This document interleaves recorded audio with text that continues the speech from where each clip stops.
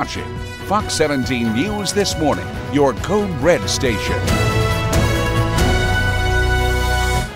Right now on Fox 17 News This Morning, a shooting last night in Bellevue had the shots fired at a shopping center. We're going to tell you what we are working to find out from this morning. Universal Music Group pulls their artists' songs from TikTok. What this means and why, coming up next. And taking a look here at a forecast of sunshine and warmer temperatures, how many days could be at or above 60 degrees in a row in your forecast? Sounds good. Thank you so much for joining us here on Fox 17 News This Morning. It is Thursday, February the 1st, and I'm Justin McFarland. We do have some brand new information to share with you from overnight from Metro Police. They are investigating a shooting that took place in Bellevue. Now, police say the shots were fired in the Bellevue Valley Plaza. That is on Highway 70 South. The incident happened around 8:15 last night. Metro Police have not identified any information about this, about potential victims or even a suspect, but we can tell you that the shots were fired there. They got the bullet casings in the parking lot. We'll keep you posted as we learn more. We have continuing coverage as a man has died after getting hit by the Music City Star commuter train. Happened last night. Happened about a half a mile east of downtown Nashville. The latest or the closest station was at the First and Broadway station. There's no word yet on exactly what the victim's identity was, other than police say he was 43 years old. WeGo operates the train, and it took passengers to the nearby Railway Museum. There were later loaded onto a bus and then taken home from there. Police say no one on the train was hurt, but again, the person outside the train killed. We're new this morning. The Universal Music Group has now pulled their artist from social media giant TikTok. This is all over licensing agreements. Let's get out to Fox 17 News' Peyton Muse, who's live for us this morning down at the UMG offices in downtown Nashville with more on this stance that they've taken. Good morning, Justin. So that's right. The Universal Music Group, and we're actually outside of their Nashville offices right now, pulled their artists' music from TikTok, from the platform. And I need to log back into my TikTok. But what that means is when you're scrolling and, you know, a lot of the dances and things that people use when they're on the social media platforms, some of their artists' songs will not be on that platform. So that's like Taylor Swift, Bad Bunny, Adele, just to name a few. And they started pulling songs yesterday. Universal Music Group said that they had a contract with the social media giant, which expired yesterday, January 31st, 2024. UMG says that they had the 3 areas of concern: compensation or pay for their talent, protecting their artists and songwriters from AI, and online safety. The music group, representing thousands of talented musicians, even some here in Music City, says TikTok proposed paying artists and songwriters at a fraction of the rate that other social media platforms pay. And in quote, TikTok is trying to build a music business without paying fair value prices for the music. In response, TikTok says that it's not a music streaming platform and that's why it shouldn't be licensed as that. TikTok says, in part, that it's sad and disappointing that Universal Music Group put their own greed above the interests of their artists and songwriters. And despite Universal's false narrative, they have chosen to walk away from the powerful support of a platform. And again, some musicians, even here in Music City, are represented by Universal Music Group. And that's not just the artists, that's the songwriters as well. So talented people here in Nashville, this also impacts them as well. Reporting live downtown, Peyton Muse, Fox 17 News, your Code Red station. All right, Peyton, thank you so much. 4:04 is the time. Let's get to Greg. Look at an improving forecast here. Yeah, things are looking really good for us here. We're starting off this morning colder than yesterday morning. Right side of your screen, you'll see your current temperatures are going to be in the upper 20s to low 30s throughout this morning. That means areas of frost on windshields. That also means we're going to have some fog out there that could end up being freezing fog this morning. Not a ton of it, but the fog that does develop has that potential to maybe slick over a road or two. We've been pretty warm generally speaking, to keep things above freezing. 65 degrees, though, will be your temperature for your Saturday. 55 on Sunday. That's our next big weather maker. That's the next thing we have to watch and look ahead to when it comes to any potential rain in the forecast. As far as everything else goes, well, we're not that bad at all. Let's cue up your 7-day here in a moment and take a look at how we get up to that 65 on Saturday. And we'll do that just after the next 4 or 5 minutes from right now. Clear traffic out there for you this morning at 4:05. Quick look at what we're facing here at I-65 near Rosa Parks. As you make that drive out there this morning, we can tell you that authorities are out there with some overnight maintenance. Now, this is scheduled maintenance. Nothing out of the ordinary here. They should be finished up around 5 o'clock. It does have at least one lane closure, but the interstate is open. You can't get through there on the north and west side. If anything else does happen, we'll be sure to let you know. Steer clear traffic. We got you covered live and local through 9. A Fox 17 News update. As we now know, the 2 people indicted in the fentanyl death of Ariel Rose have now pled not guilty in their very first court appearance.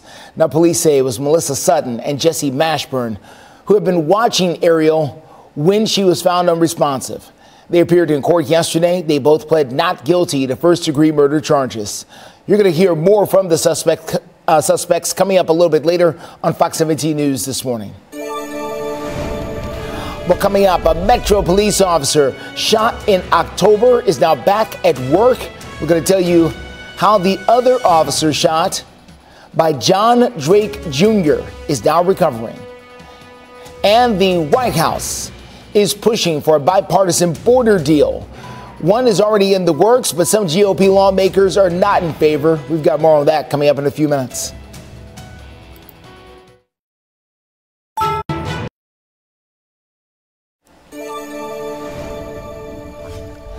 We are continuing our coverage with Operation Crime and Justice to tell you about a Laverne police officer hurt in the line of duty who is now back on the job. We're talking about Officer Ashley Boley-Jack, who was able to return to work last night, 3 months after that shooting took place back in October. Authorities say it was the son of the Metro Police Chief, John Drake, who shot that officer, as well as Officer Greg Kern, before going on the run. Now, we're told that the officers approached Drake Jr. because he was in a stolen car. Drake Jr. later took his own life. Officer Kern is still recovering from that particular shooting. Well, the White House is calling out the House Speaker, Mike Johnson, for backtracking on a bipartisan attempt to address security at the southern border.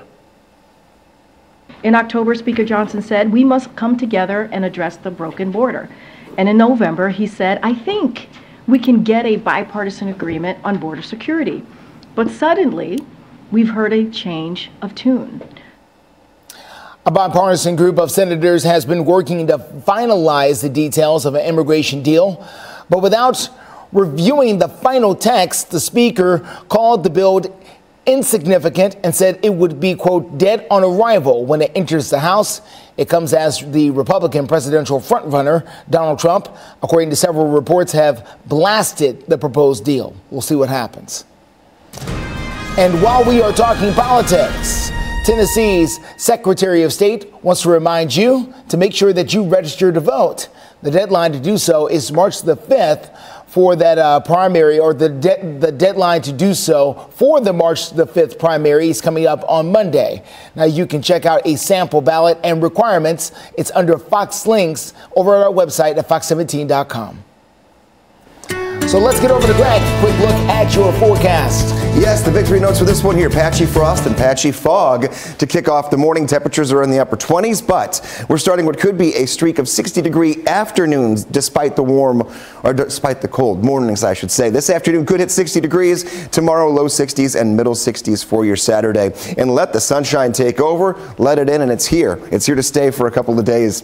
All clear for Code Red. Warmer, sunnier afternoons as well. It's going to be a really nice stretch of weather to take us into the upcoming weekend. Now, as far as this morning goes, below freezing temps. It's going to stay there for a couple of hours, so we will have those areas of some fog and frost. Keep that in mind.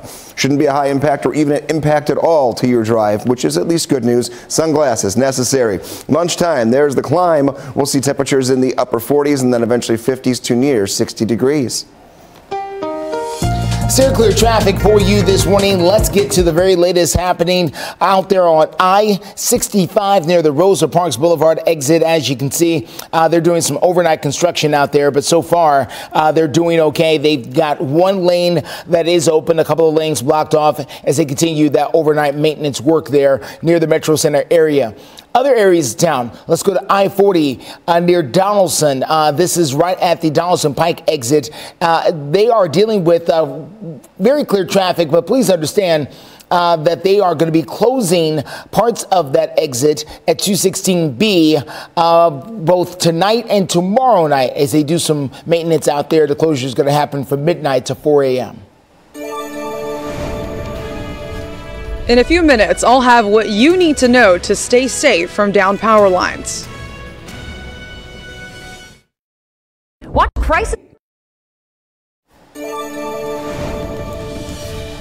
4:14 is the time. Welcome back to Fox 17 News this morning. This is a live look here at downtown Nashville. As you can see, we're doing okay this morning. A cool start, but not cold per se.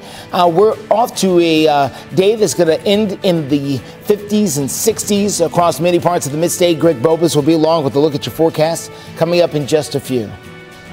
Well, we are following some breaking news this morning. A woman is charged with homicide after a November shooting. Now, police say that it was Joshua White who was found outside of a car at a gas station on Old Hickory Boulevard in South Nashville back on November the 14th. Police say they later found that White was shot while driving away from a home on Benzine Road, about 2 blocks away from that gas station where he collapsed.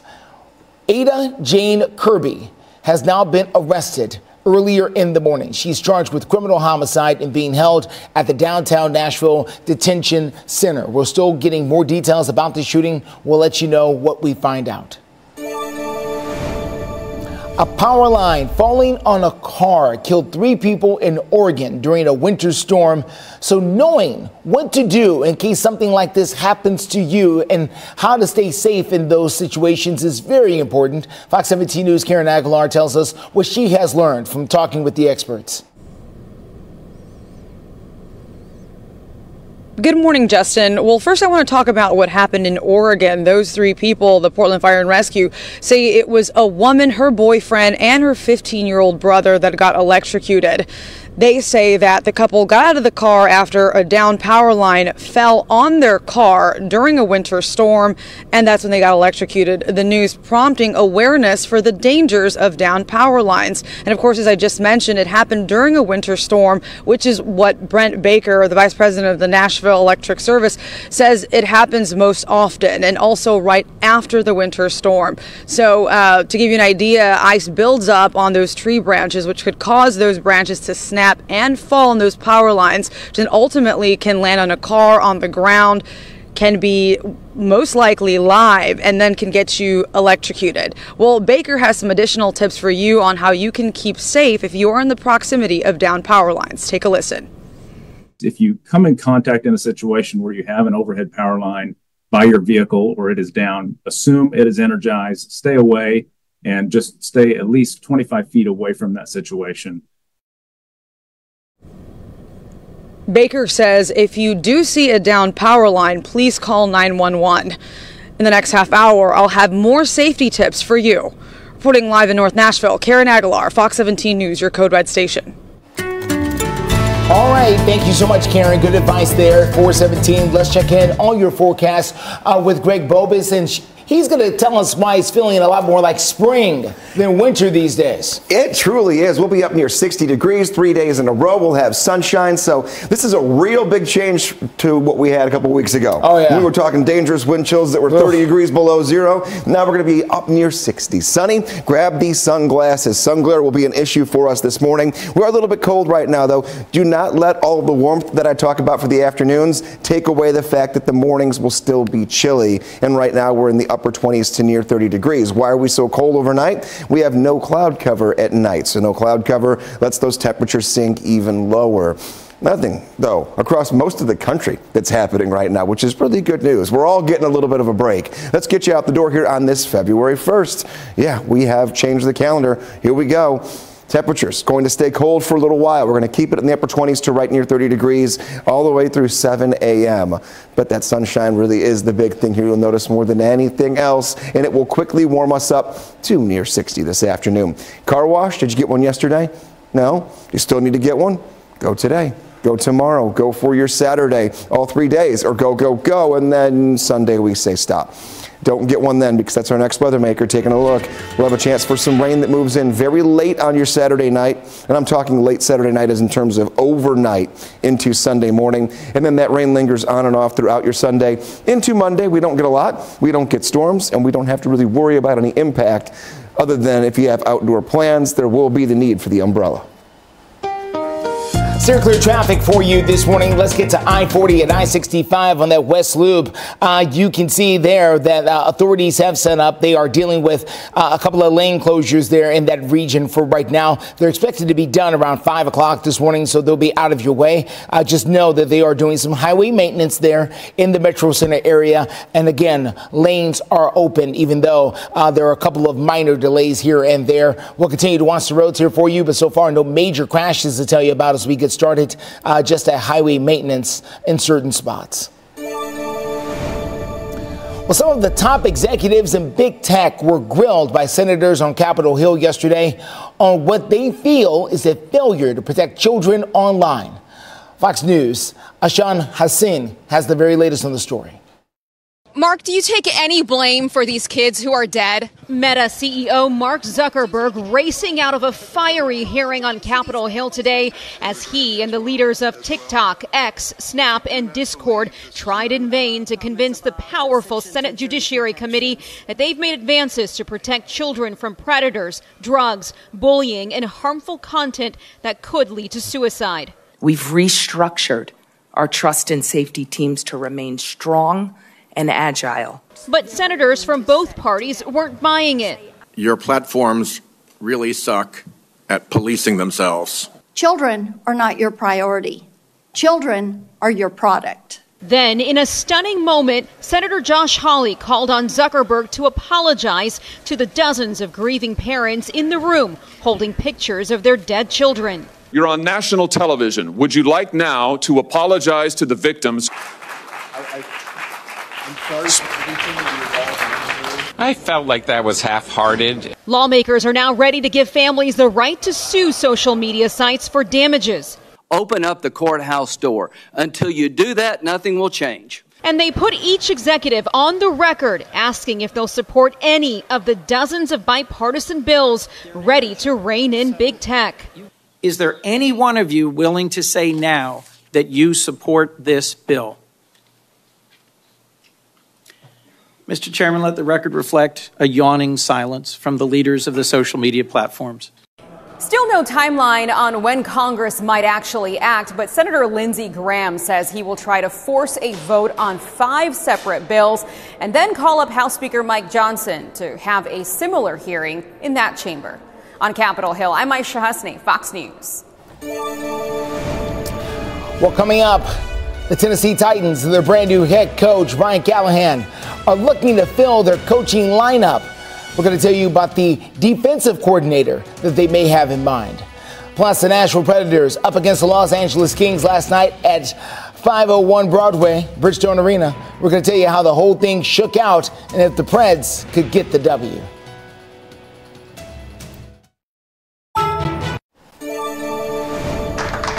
Start at left wing, 13, Trenton. Hey! Start at center, 10, Sissons. Hey! That is the Tennessee Titans' brand new head coach, Brian Callahan, who got the honor of reading the starting lineups for the Nashville Predators last night. It's a great way to welcome the coach there to Smashville. Of course, he's coming over from Cincinnati. They don't have NHL hockey in Cincinnati, but we do here. Brian Callahan settling in to the building and the staff, and he may have also found his brand new defensive coordinator. According to several reports, the Titans are finalizing a deal to hire the Ravens defensive back coach, Denard Wilson, as their brand new DC. Now, we're still waiting on the teams to confirm. Please keep in mind, the Ravens just lost their defensive coordinator yesterday, who agreed to become the head coach of the Seattle Seahawks. So maybe a tug of war in play? We'll see.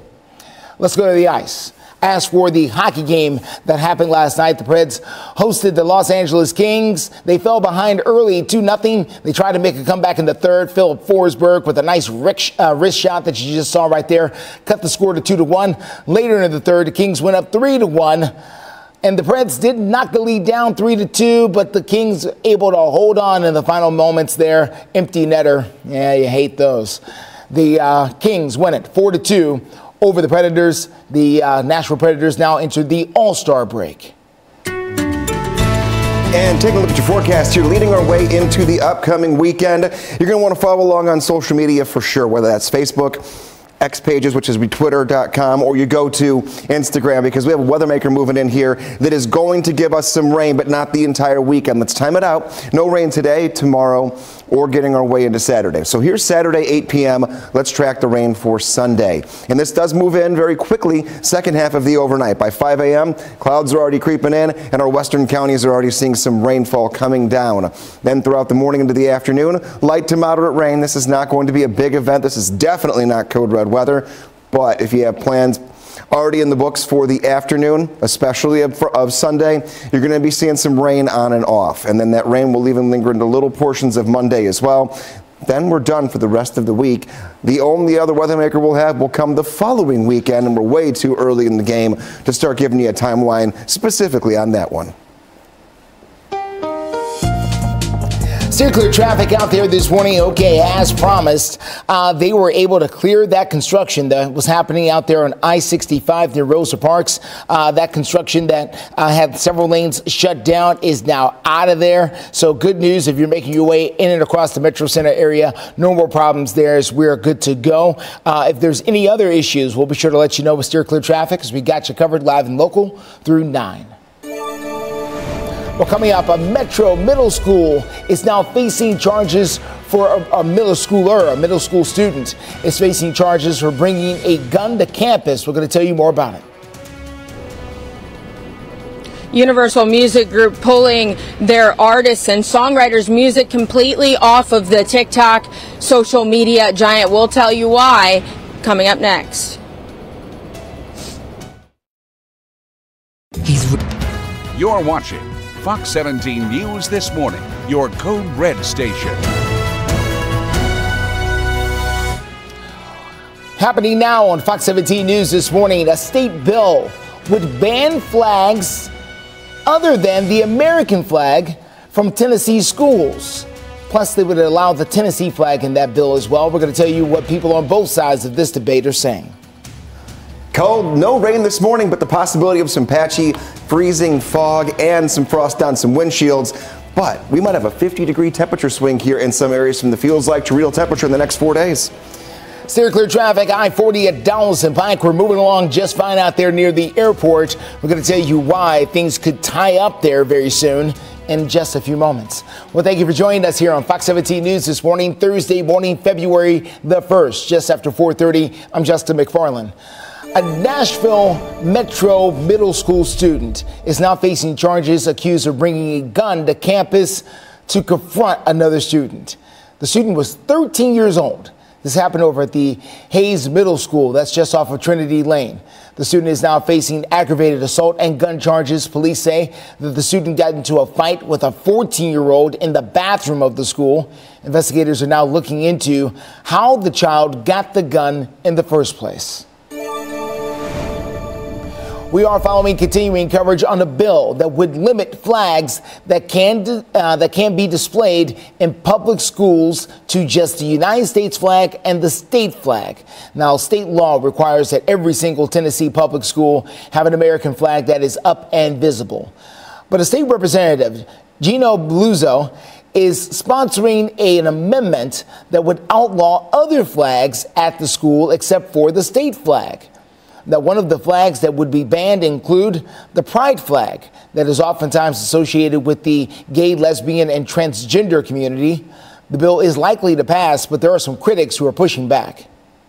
An elementary school is no place for a political debate. Kids go to school to learn, not to be indoctrinated. A flag can send the message to children who may otherwise feel alone or bullied or not tolerated that they are accepted, that they are in a safe space. Now, a vote on this bill was delayed at least this week in the House K through 12 subcommittee. We'll continue to keep you up to date about it when it moves forward, or if it does. Well, this morning, Universal Music Group is pulling their artists from social media giant TikTok over licensing agreements. Fox 17 News' Peyton Hughes joins us live downtown at the main office for UMG Nashville with more on this dispute.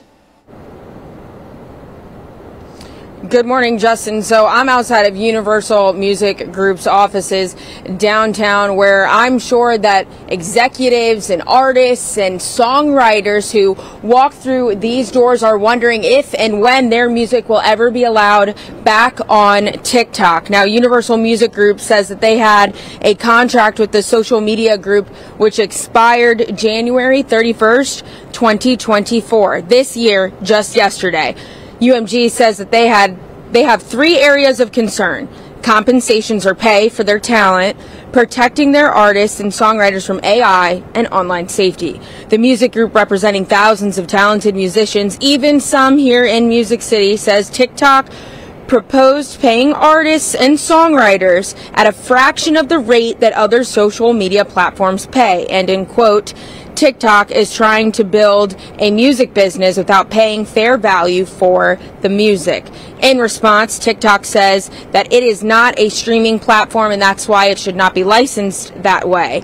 TikTok says in part that it's sad and disappointing Universal Music Group put their own greed above the interests of their artists and songwriters, and despite Universal's false narrative, they've chosen to walk away from the powerful support of the platform. And again, some musicians like Luke Bryan, to name one here in Nashville, they walk through these doors, I'm sure, almost every other day, and they're wondering if and when their music will be allowed back on the social media platform, and we'll keep you updated. As of right now, UMG already started pulling songs off of the platform. Reporting live downtown, Peyton Hughes, Fox 17 News, your code red station.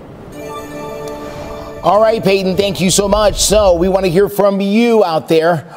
Are you less likely to use TikTok if your favorite song is no longer available on the app? An overwhelming 77% of you say no. 23% of you say yes. A lot of you are going to use TikTok regardless, but if you want to chime in for yourself, you can go to our X page. You can find us at Fox Nashville, or of course you can scan that QR code right there on your screen. That'll take you directly to the poll. So far, around 300 people have voted, but the poll can be up for a little while longer so you can make your voice heard. Here we are at 4:35, taking a look at your forecast, and we're keeping all clear here when it goes to our code red threat level. We've been talking about it all week. Just skip to Thursday. Get to Thursday. If you want the sun, if you want warmer temperatures, we're there. And the next weather maker we're tracking does not arrive until late Saturday night into Sunday morning. So breakfast time, a little bit cold this morning, so you still want a winter coat, but sunshine. Once it comes up here right around 7 o'clock this morning, we'll quickly begin to warm us into the 50s by lunchtime and then continue to climb into the low 60s. Potentially later on this afternoon. Doppler radar's looking real nice for us, so we have no problems here. There's nothing it's picking up. However, I'm going to look at visibility tracker here in a few minutes for you. There are a few little areas of patchy fog this morning that we may pick up on a few of our cameras on and off throughout this morning. It is not dense. There are no advisories, but it just might sneak up on you, so keep that in mind. 60 today, 62 degrees tomorrow, and 65 on Saturday. Much more on that Sunday weather maker coming up in a few.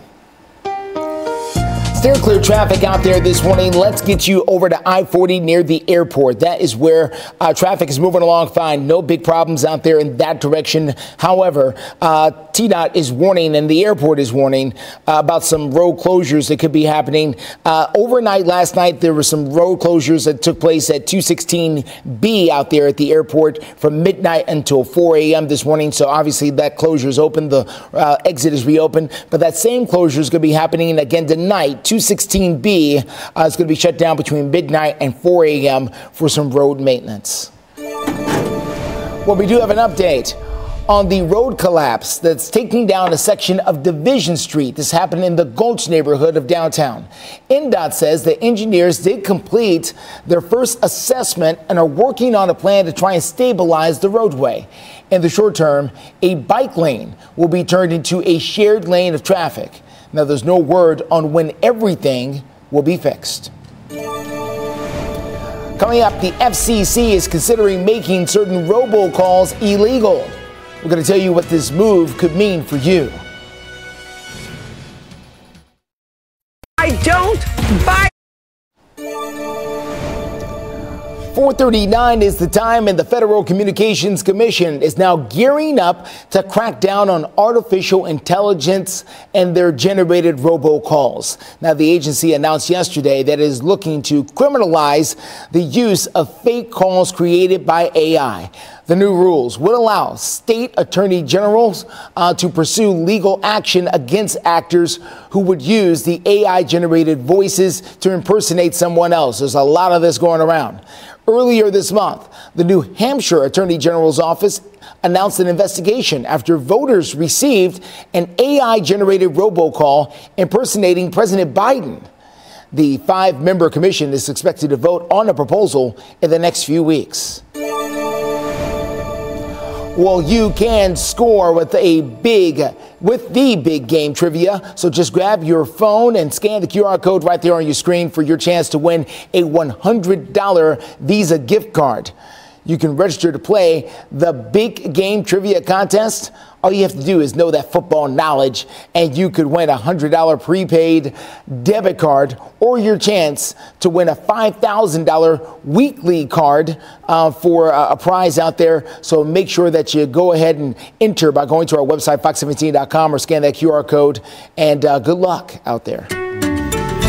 441, taking a look at your forecast, and we're done with January here. We're done. We're flipping the calendar over. We're putting it in the books here. 5.4 inches of rain we had throughout the entire month, but we didn't just have the rain. We had that 1 week of the bitterly cold temperatures and the snow that led us into it. So the 5.4 inches of rain, only half of the story, because we had 7.6 inches worth of snow, and that's well above our yearly average of 4.7 inches of snow. So yeah, January kind of gave us a lot of everything all at once here in the course of about 3 weeks. Patchy frost and some fog this morning. A streak of 60s is possible for us, but we are definitely talking about more sunshine than anything else until the back half of the upcoming weekend. If you've got plans on Sunday, you'll want to listen up, because not the entire day raining. We'll find the hours that are most likely dry coming up in a few minutes.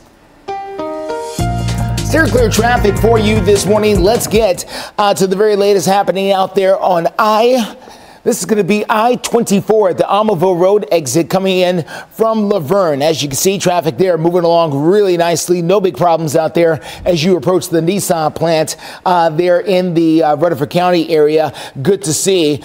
Yesterday, we had a major tie-up with a huge fire that happened on the Cumberland River Bridge, very close to Metro Center. Thankfully, nothing like that on the horizon right now. We'll be here to keep an eye on it. Steer clear traffic live and local through 9. In a few minutes, hear an expert give safety tips that could potentially prevent you from dying from downed power lines. Plus, we're going to tell you how you can get money back from the United States government this tax season. We've got some advice from the experts. Crisis in the classroom. 4:44 is the time. 3 people were killed by a power line in Oregon. This is after a brutal winter storm. Fox 17 News' Karen Aguilar gives us some tips this morning about what to do with those active power lines if you happen to see one. Good morning, Justin. Well, the Portland Fire and Rescue says that a mom, her boyfriend, and her 15-year-old brother were electrocuted after that down power line fell on their car. Brent Baker, the vice president of the Nashville Electric Service, gives you some tips on what you can do to prevent you from being electrocuted. One of those tips is staying at least 25 feet away from that down power line. So to give you an example, from here where I'm standing to about there, that is 3 parking spaces in total. Now, what happened with the Oregon family was a different situation. When they got out of the car, they were electrocuted. So Baker has some tips if you ever find yourself in a situation like that. Take a listen. Anytime you're in a vehicle and you have a power line or a power pole accident, stay in your vehicle and call 911. You do have safety there. You don't want to get out of your vehicle. Now, he also wants to remind people that any ground that the down power lines touch is energized, and also any fallen tree branches. Reporting live in North Nashville, Karen Aguilar, Fox 17 News, your Code Red station. All right, Karen, thank you so much. Well, 4:46 is the time. Filing your taxes can be a hassle, that is for sure. But there may be several ways you can get back some of that money from the government this year. Fox News' Ted Linder takes a closer look at some of the advice from business experts that they say you should know. Tax season has begun, but before you file with the IRS, business experts say there's a few things you can do that could help you maximize your returns. So a lot of people are wondering, should I file my return as soon as I get my information? And interestingly, this year, you might want to wait. According to J.T. Egan, accounting lecturer at Purdue University, this can be especially true if you're the parent of young kids. Currently, Congress is considering some what we call extenders, and if these extenders pass, it may impact things like the child tax credit. On Wednesday, the House approved a bill to extend the child tax credit. It now heads to the Senate, but if approved, it could make it easier for more families to qualify, as well as increase the value per child and adjust the credit to match inflation in the future. Advocates say it could help combat child poverty. If you file too early, you run the risk of actually missing out on that and wait for the IRS to do a catch-up. Meanwhile, Egan says there's also a bunch of energy credits you can try and claim this tax season. So if you got new windows and they're energy efficient windows on your house, there's actually a small tax credit. Also things like a new furnace, a new water heater, those all can potentially create an additional credit. The deadline to file your taxes isn't until April 15th, but if you miss it, be prepared for some notices. And if you get some notices, my advice is don't sit on them. They are not a fine wine. They do not age well with time. Ted Linder, Fox News. Good advice there. Well, some Tennesseans that file the tax deadline is a little bit further away for some. If you are living in disaster areas caused by the December tornadoes, you can have up until June the 17th to file. With the first month of the year officially over, it was Elmo who was taking the pulse of the public. And as it turns out, as a whole, people aren't doing that great, at least not the people who responded to Elmo. On social media, the beloved Sesame Street character asked everyone, not just kids, but everybody, how's everybody doing? Some of the answers, not good. Now, Elmo was expecting some celebrities and news outlets and other things like that who follow the Sesame Street characters to reply with some of the dread and exhaustion, but many wrote about the cold weather as well as massive layoffs and potential war. So if you're feeling some doom and gloom right now, you're certainly not alone. While in the minority, some people did say they were doing well, like Chance the Rapper, who says he was really in a really good place right now. Sesame Street thanked Elmo for checking in and posted links to some of the mental health resources that are available. Wow, that thing took on a life of its own. It really did. Social media was filled with responses to that particular post there from Elmo. So the question is, how's the weather doing this morning? Are we all right? Are we in a good place? We're in a good place now. We weren't for a good portion of January, but here we are in February, starting off not even in a good, I would even call it a great place. Warmer this afternoon, not right now. Right side of your screen, we have temperatures that are in the upper 20s to near 30 degrees. It's cold, and there are some areas of some fog that have been developing and then dying down. With how cold we are, if they linger long enough, we could see some freezing fog, meaning that fog could end up slicking over a few of our parking lots. I wouldn't really worry about it on any of our actual roadways this morning. We're all clear for code red. Just colder. Sunglasses. Do you know where they're at? If you haven't used them recently, grab them before you head out. That's going to be your big accessory later today. We're going to go with the green light here when it comes to weather and the impact to your morning drive. It is just definitely cold, though. So as we're getting up, we're getting moving, getting the kids breakfast before they go to the bus stop later this morning. Know that temperatures do not really move until we're all from point A to point B. By lunchtime, if you walk outside, we'll be in the 50s and highs later today. Eventually, we'll climb into the near 60-degree range. Look at the 7-day forecast. The first 3 days here of February could all hit the 60-degree mark. Not just today, but also tomorrow at 62 and then 65 on Saturday. Next weather maker moves in on Sunday into Monday. Clear traffic out there for you this morning at 451. Quick look at I-40 near Fessler's Lane over on the east side. As you can see there, traffic moving along very nicely. No big problems in either direction there.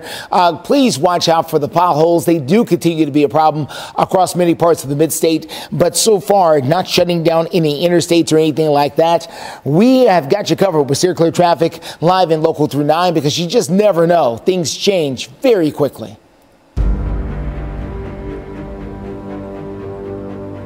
Fox 17 News has spent more than a year investigating the fentanyl-related death of Ariel Rose. The Nashville toddler died at a transitional housing facility in North Nashville.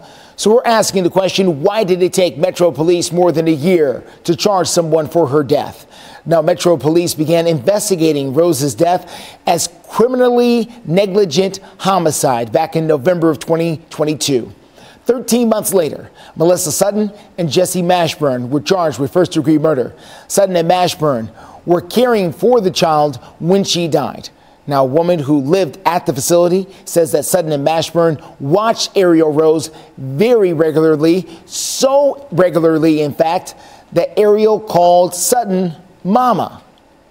Ariel Rose's family is now filing a lawsuit demanding answers. You're dealing with people that are involved in drugs, and, with people that are in drugs, witnesses disappear, people, aren't reliable. You try to talk to them and they're too high to communicate, and that's kind of the reality of the situation. Well, coming up tonight on Fox 17 News at 9, Amanda Chen, who has been working for months on these stories, has got the very latest about where this case is headed. Well, coming up, an unusual animal has been born over at the Memphis Zoo. We're going to tell you what makes this little one right here so very special. And after the statue of Jackie Robinson was stolen, the makers are trying to help replace it. This Fox 17 this morning. 4:55 is the time. Welcome back to Fox 17 News this morning. That's a live look there from Lower Broadway, Bridgestone Arena, home of your Nashville Predators, who came up short last night against the Los Angeles Kings. Preds are going to be off for a little while. They've got the All-Star break going on right now, so they will not have another game for a few days yet. We're going to tell you about other things happening down there at Broadway, because it doesn't mean things are going to be quiet. They've got other things going on. We'll tell you about that throughout the morning. A zoo in Tennessee has a brand new addition that is very adorable, according to some, but also dangerous, according to animal experts. Now, this is the baby pygmy slow loris. It may actually be able to kill a man. It's venomous.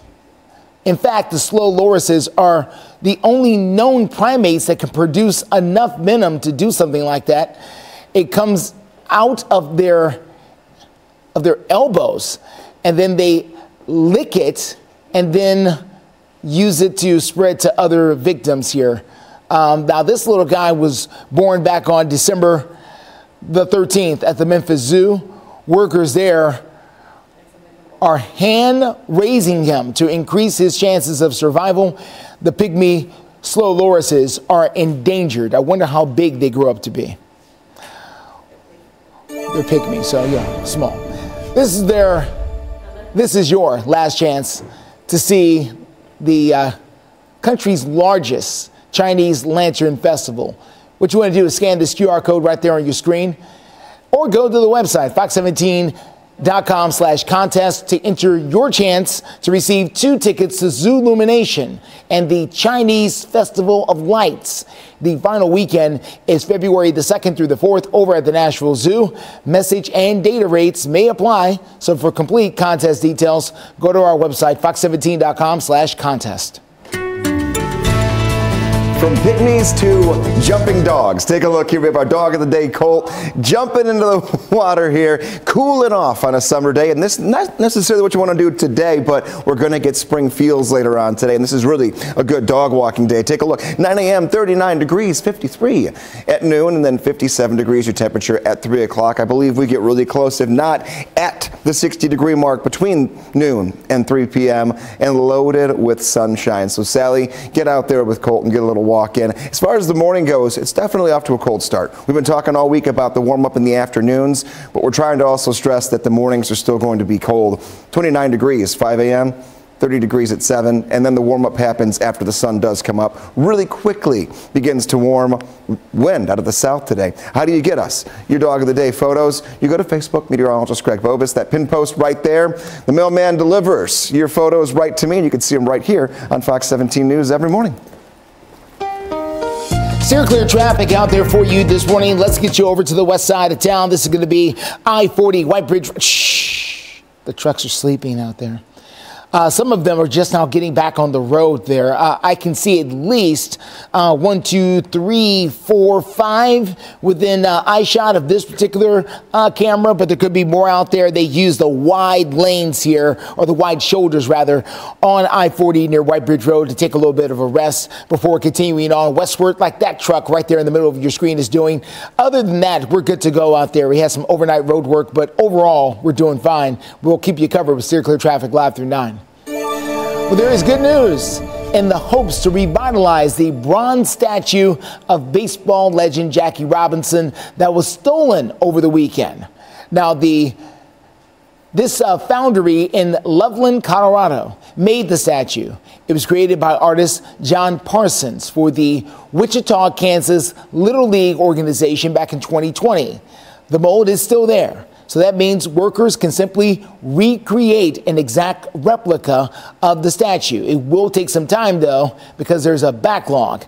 A statue of this size could take up to 8 months to create.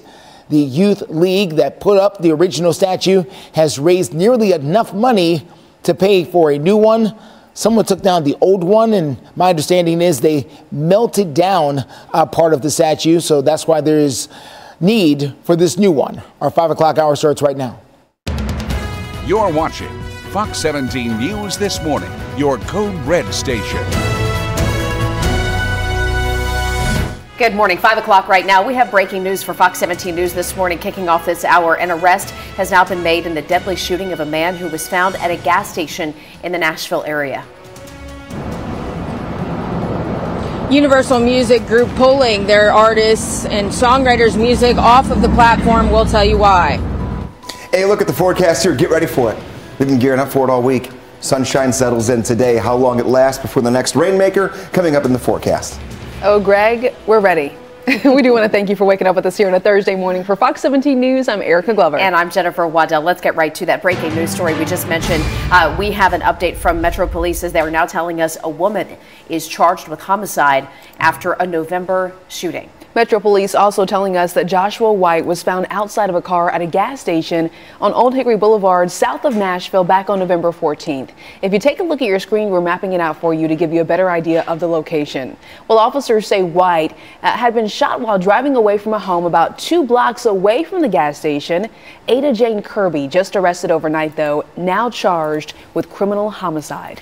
And kicking off this Thursday morning with more of your top stories, a few more headlines you'll want to know about before you head out the door today. First of all, new from overnight, the House did pass a $78 billion bipartisan tax package. This would temporarily expand the child tax credit and provide tax relief for some businesses. The measure passed with 357 votes to 70, but it will face opposition in the Senate. Also making headlines, 3 people were killed and 9 others were injured after a building collapsed in Boise, Idaho yesterday.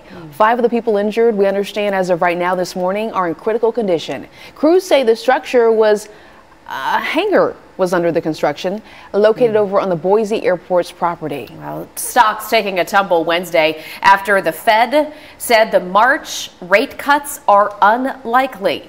The Fed announcing just yesterday that they're leaving the benchmark interest rates the same for the 4th straight time. However, they did say that they do expect to make interest rate cuts just perhaps a few months down the road. Well, closer to home, Music City musicians are certainly feeling the impacts of a TikTok licensing agreement. That's because Universal Music Group says, yeah, they're going to go ahead and pull their artist music. Fox 17 News reporter Peyton Muse has been digging into this story. She's joining us live in downtown Nashville at UMG's office. Good morning, Erica and Jen. So I've got the letter, the open letter right here where Universal Music Group explains why they're stepping away from TikTok. And Universal Music Group and TikTok had an agreement, a licensing agreement for that was up until January 31st, 2024, which yesterday. So the licensing ended yesterday, and UMG says that they have 3 areas of concern. 1 is compensations or pay for their talent. 2 is protecting their artists and songwriters from AI. And 3, online safety. Thousands of talented musicians, even some here in Music City, UMG represents them, and they say TikTok proposed paying artists and songwriters at a fraction of the rate that other social media platforms pay. And in quote, TikTok is trying to build a music business without paying fair value for the music. In response, TikTok says it's not a music streaming platform, and that's why it shouldn't be licensed as that. TikTok says in part that it's sad and disappointing Universal Music Group put their own greed above the interests of their artists and songwriters, and despite Universal's false narrative, they have chosen to walk away from the powerful support of the platform. And UMG says that they recognize that TikTok's actions may pose some challenges, and they don't underestimate what this means for their artists. Reporting live downtown, Peyton Muse, Fox 17 News, your code red station. Peyton, thank you. 5:04 is the time, and Greg says it's going to be a great day. Oh, it is going to be a very great day. We have temperatures that'll soar up near 60 degrees, and we could start our longest sunny stretch so far of this new year. Now, despite the warm days, I want this to be in the back of your mind. The nights are going to stay chilly, which means the first few hours of every day will still be in the 30s. Our next weather maker is Saturday into Sunday in the form of rain. Not heavy rain. We don't actually really get a lot of it, but the hours worth of time that it will be coming down will be a nuisance for any plans for the back half of your weekend. And here's the downtown skyline, but not necessarily a completely clear picture. Areas of some patchy fog are possible this morning. We've seen a couple of them pop up and then kind of die down. That'll be the case until we get past sunrise. Today's high, 60 degrees, will be warm, about 10 degrees warmer than average, whereas yesterday we were about a degree or 2 below the average temperature. So we're doing a little bit of a change here. Yesterday's official high was 49 degrees. We're still forecasting 65 on Saturday. Not just today, up near 60, but 62 degrees tomorrow, 65 for Saturday. Notice the nighttime temperatures, though, still in the 30s. Like I said, we start cold and then quickly get warm by lunchtime every day. And the next weather maker, Sunday into Monday, we'll look at future track and time that out for you in about 5 minutes from right now.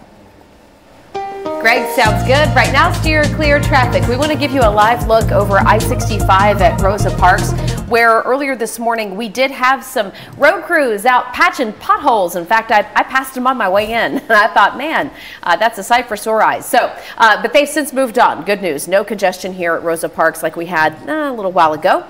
We're also crash-free right now in the mid-state, but we'll check in again on steer clear traffic in just a few minutes.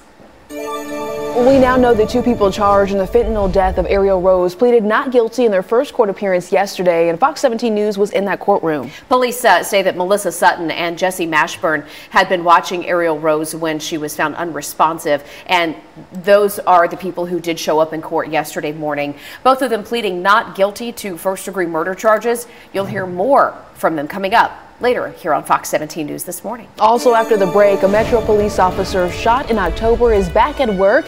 We're going to explain how the officer shot by John Drake Jr. is now recovering. 5:07 is the time. Happy Thursday, one day closer to the weekend. We got a live look over at Nissan Stadium to kick off your Thursday morning. It is February 1st, the first day of a brand new month. This Fox 17 this morning. At 5:09 here on Fox 17 News this Thursday morning, we're continuing Operation Crime and Justice. We want to let you know a Laverne police officer hurt in the line of duty is now back on the job. So we're getting some more updates about this, and take a look at your screen. Officer Ashley Boyley-Jack returning to duty last night. This comes 3 months after the October shooting. Crews say the son of Metro Police Chief John Drake shot Boyley-Jack and Officer Greg Kern before taking off. We're also told the officers approached Drake Jr. because he was in a stolen car. Well, Drake Jr. later took his own life. Officer Kern, though, is still recovering from that shooting. Hey, we have a reminder for you this morning as we talk about your voice and your vote in this election year. We have a deadline coming up. Tennessee Secretary of State is reminding everybody, get registered to vote now for the primary coming up March 5th. The deadline to do that for the March 5th primary is coming up Monday. So if you want to vote in the primary, you've got to get registered by Monday. You can check out a sample ballot, find out who's on that Super Tuesday ballot that's now been finalized for our state by going to fox17.com. If you're just now waking up with us, good morning to you, and just get ready for some sunshine. Oh yes, sunshine today, tomorrow, and going into Saturday as well. So the first half of the weekend could not get much better than it's going to be. 65 degrees and some sun. A couple of clouds will creep in later in the day, but no problems there. So make your plans for Saturday this weekend. Rain arrives early on Sunday. Now we're talking about morning hours and then picking up going into the afternoon. Above average temperatures the entire weekend. Even on Sunday at 55, it'll seem a little bit cooler than the previous couple days before it, but that's still above the 50-degree average high temperature we typically see. Let's start tracking that rain. 8 p.m. on Saturday, and this takes us into the overnight. Still not a whole lot happening by 5 a.m. Clouds creeping in, rain getting closer, and then throughout those morning hours and early afternoon, the greens settle in and the rain will come down. Very light rainfall, but hours worth of it. Not necessarily for everyone, but the majority of us are going to have to work through some rain here in the forecast. By the time we get to Monday at 9 a.m., clouds begin to retreat a little bit, and then we're back to some sunshine for your Tuesday and Wednesday. No other significant weather makers until the very end of next week. Steer clear traffic time, 5:11 right now. We've got a live look from I-24 at Waldron Road, just to let you know that that I-24 commute is looking pretty good right now, as is the rest of your morning drive. We got no crashes right now, no major backups. Just watch out for the potholes before you hit the road.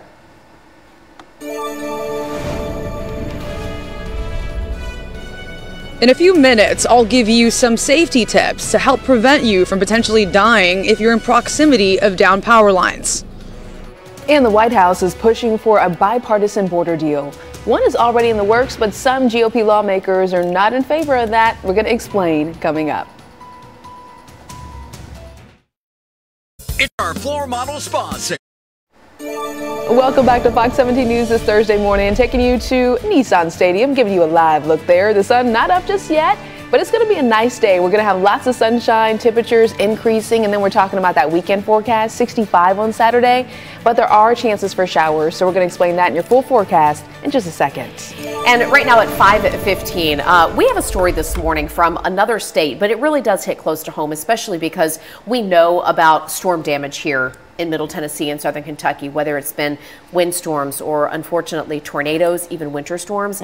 And that is connected to down power lines. And a power line fell on a car, killing 3 people in Oregon during this most recent winter storm. So knowing how to stay safe is really top of mind here at home. Absolutely. Fox 17 News' Karen Aguilar joining us out there live, sharing some tips that really could impact us. Good morning, Karen. Good morning. Well, the Portland Fire and Rescue said that the family tried to step out of the car, and when they did and their feet touched the ground with that down power line that had already fallen on their car and their bodies inside of the car, what happened then was the electrical current ran through their bodies and eventually killed them. So experts say it's important to stay inside of your car to prevent that from potentially happening. Now, as you mentioned, Jen, this happened during a winter storm, and we've seen a lot of down power lines throughout Nashville, which has unfortunately caused a lot of dangers for people that may be in proximity of it. We have heard of people being at risk of electrocution, which is what likely happened in Oregon, according to officials. The Vice President of Nashville Electric Service, Brent Baker, tells us what you can do if you are in proximity of down power lines. Take a listen. If you come in contact in a situation where you have an overhead power line by your vehicle or it is down, assume it is energized, stay away, and just stay at least 25 feet away from that situation. Right, and also tree branches. Ice buildup on the tree branches can cause them to snap, falling on those power lines, which, again, just want to reiterate, that's what officials think might have happened to that family in Oregon. And Baker also says that if you do happen to see a down power line, to please call 911. Reporting live in North Nashville, Karen Aguilar, Fox 17 News, your Code Red station. Start at left wing, 13, Trenton. Start at center, 10, Scissors.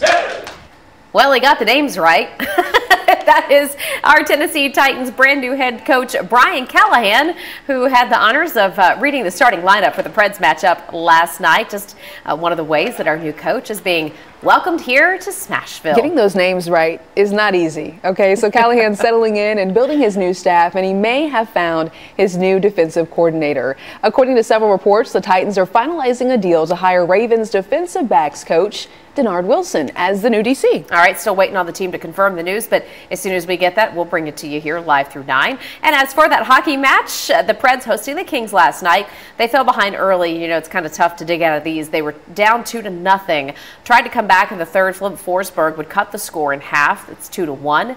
Then later in the third, the Kings went up 3-1. And although the Preds were able to get one more on the board, the Kings would hold on in the final minutes. Yeah, they scored an empty netter late in the game for a win, 4-2 over Nashville. All right, they're going to take a bit of a break here. They'll be back, maybe better than ever. Yeah, we'll see. All-Star break. Yeah. Coming up here. All-Star break, then you just kind of turn the page. Today's National Optimist Day. Oh, so I like positive thoughts, positive weather vibes. Let's just ride that train through the day. I like where you're going, Greg. It's starting off a little bit cold this morning, but I am slamming the door. I haven't had a chance to do this yet this entire year. So here we are. The complaint department is closed. Just get out there and enjoy the next 3 days. Got a lot of good stuff coming your way. So what's new this morning? We're back above average for the afternoons. Highs will climb near 60 degrees today, tomorrow, and on Saturday. And here comes the sun. Yeah, no rain until the upcoming weekend. We'll keep it all clear. Even when that rain does move in over the weekend, it's not going to be code red weather. We are monitoring for areas of any patchy fog, and there have been a couple out there this morning. Other than that, it's just pretty cold. We're about 10 degrees colder than the same time yesterday. The big blue H means bright blue sky later today, and it's real close to home, so that sunshine going to be winning the forecast. And most of the country, there's not much happening pretty much anywhere east of the Mississippi, which is good news. Did you get your car washed yesterday? Do you still need one if you didn't?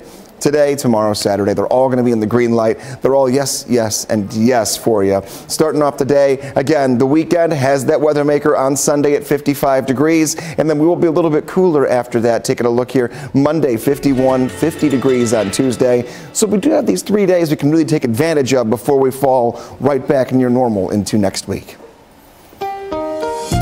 Steer clear traffic out there for you this morning. Let's take a good look at what we're dealing with. This is going to be I-24 at Old Hickory Boulevard. You make that drive down from Antioch, from Cane Ridge, places like that. That is where we are seeing clear traffic so far out there this morning. The question is, how much longer will that last? That is for sure always the question here. But as we get started, we're doing okay out there with your traffic. This is a look over on the south side, 65 at Armory Drive. No big problems out there. Watch out for the potholes like this bad boy right here. If you hit that at 75 miles per hour, you'll be going 0 miles per hour. You'll be on the shoulder of the road changing your tire. Yeah, not a good situation. Politics now, though. The White House is calling out House Speaker Mike Johnson for backtracking on bipartisan attempts to address security over at our southern border. In October, Speaker Johnson said we must come together and address the broken border.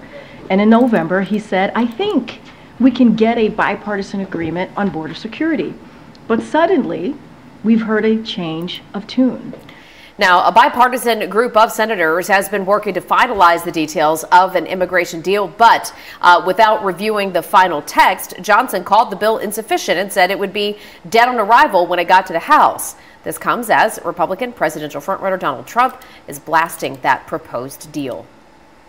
Just ahead, some state lawmakers are concerned about smoke alarms in our schools and that drills could make students a target for shooters.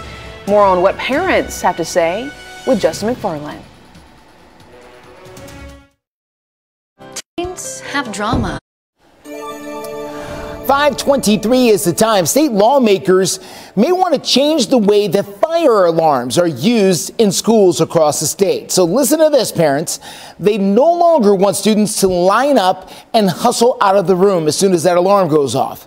They claim that the fire alarms can make students easy targets for gunmen who could be waiting for them outside in the hall. One of the parents from the Covenant school shooting spoke to state lawmakers, saying they support a move like this. They claim that it was smoke from the gun that was shot there at the Covenant school that did cause the alarm to go off, causing some children to come into the hall and unfortunately made them easy targets. Abby McLean is one of the Covenant school parents. Her child did not die, but she was reading the words of another parent whose child did pass. Just being able to pause for 30 seconds, to take roll, to make sure that someone can go to a panel or to the place where the smoke or the fire alarm is going off and simply saying, hey guys, this is real. This is a fire alarm. We need to evacuate the building, or this is not. This is an active shooter. This is someone who is trying to murder people in this building, and we need to lock down safely. So what happens if there's an actual fire, which is the original use for the fire alarm? Well, we've got answers to that coming up in our 6 o'clock hour. By the way, this bill did pass and move on to the House floor. It actually passed in the earlier session back in the summer during that special session, but the Senate decided not to take it up.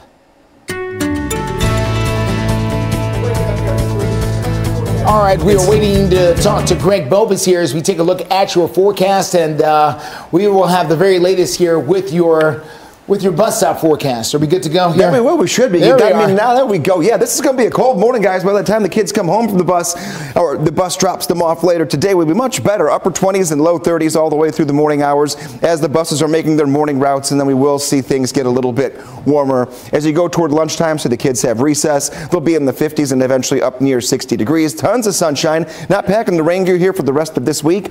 The beginning of next week, we might need it on Monday, but until then, just enjoy the sunshine for what it is, and we'll make our way into your weekend and the next chance for rain coming up in a few minutes.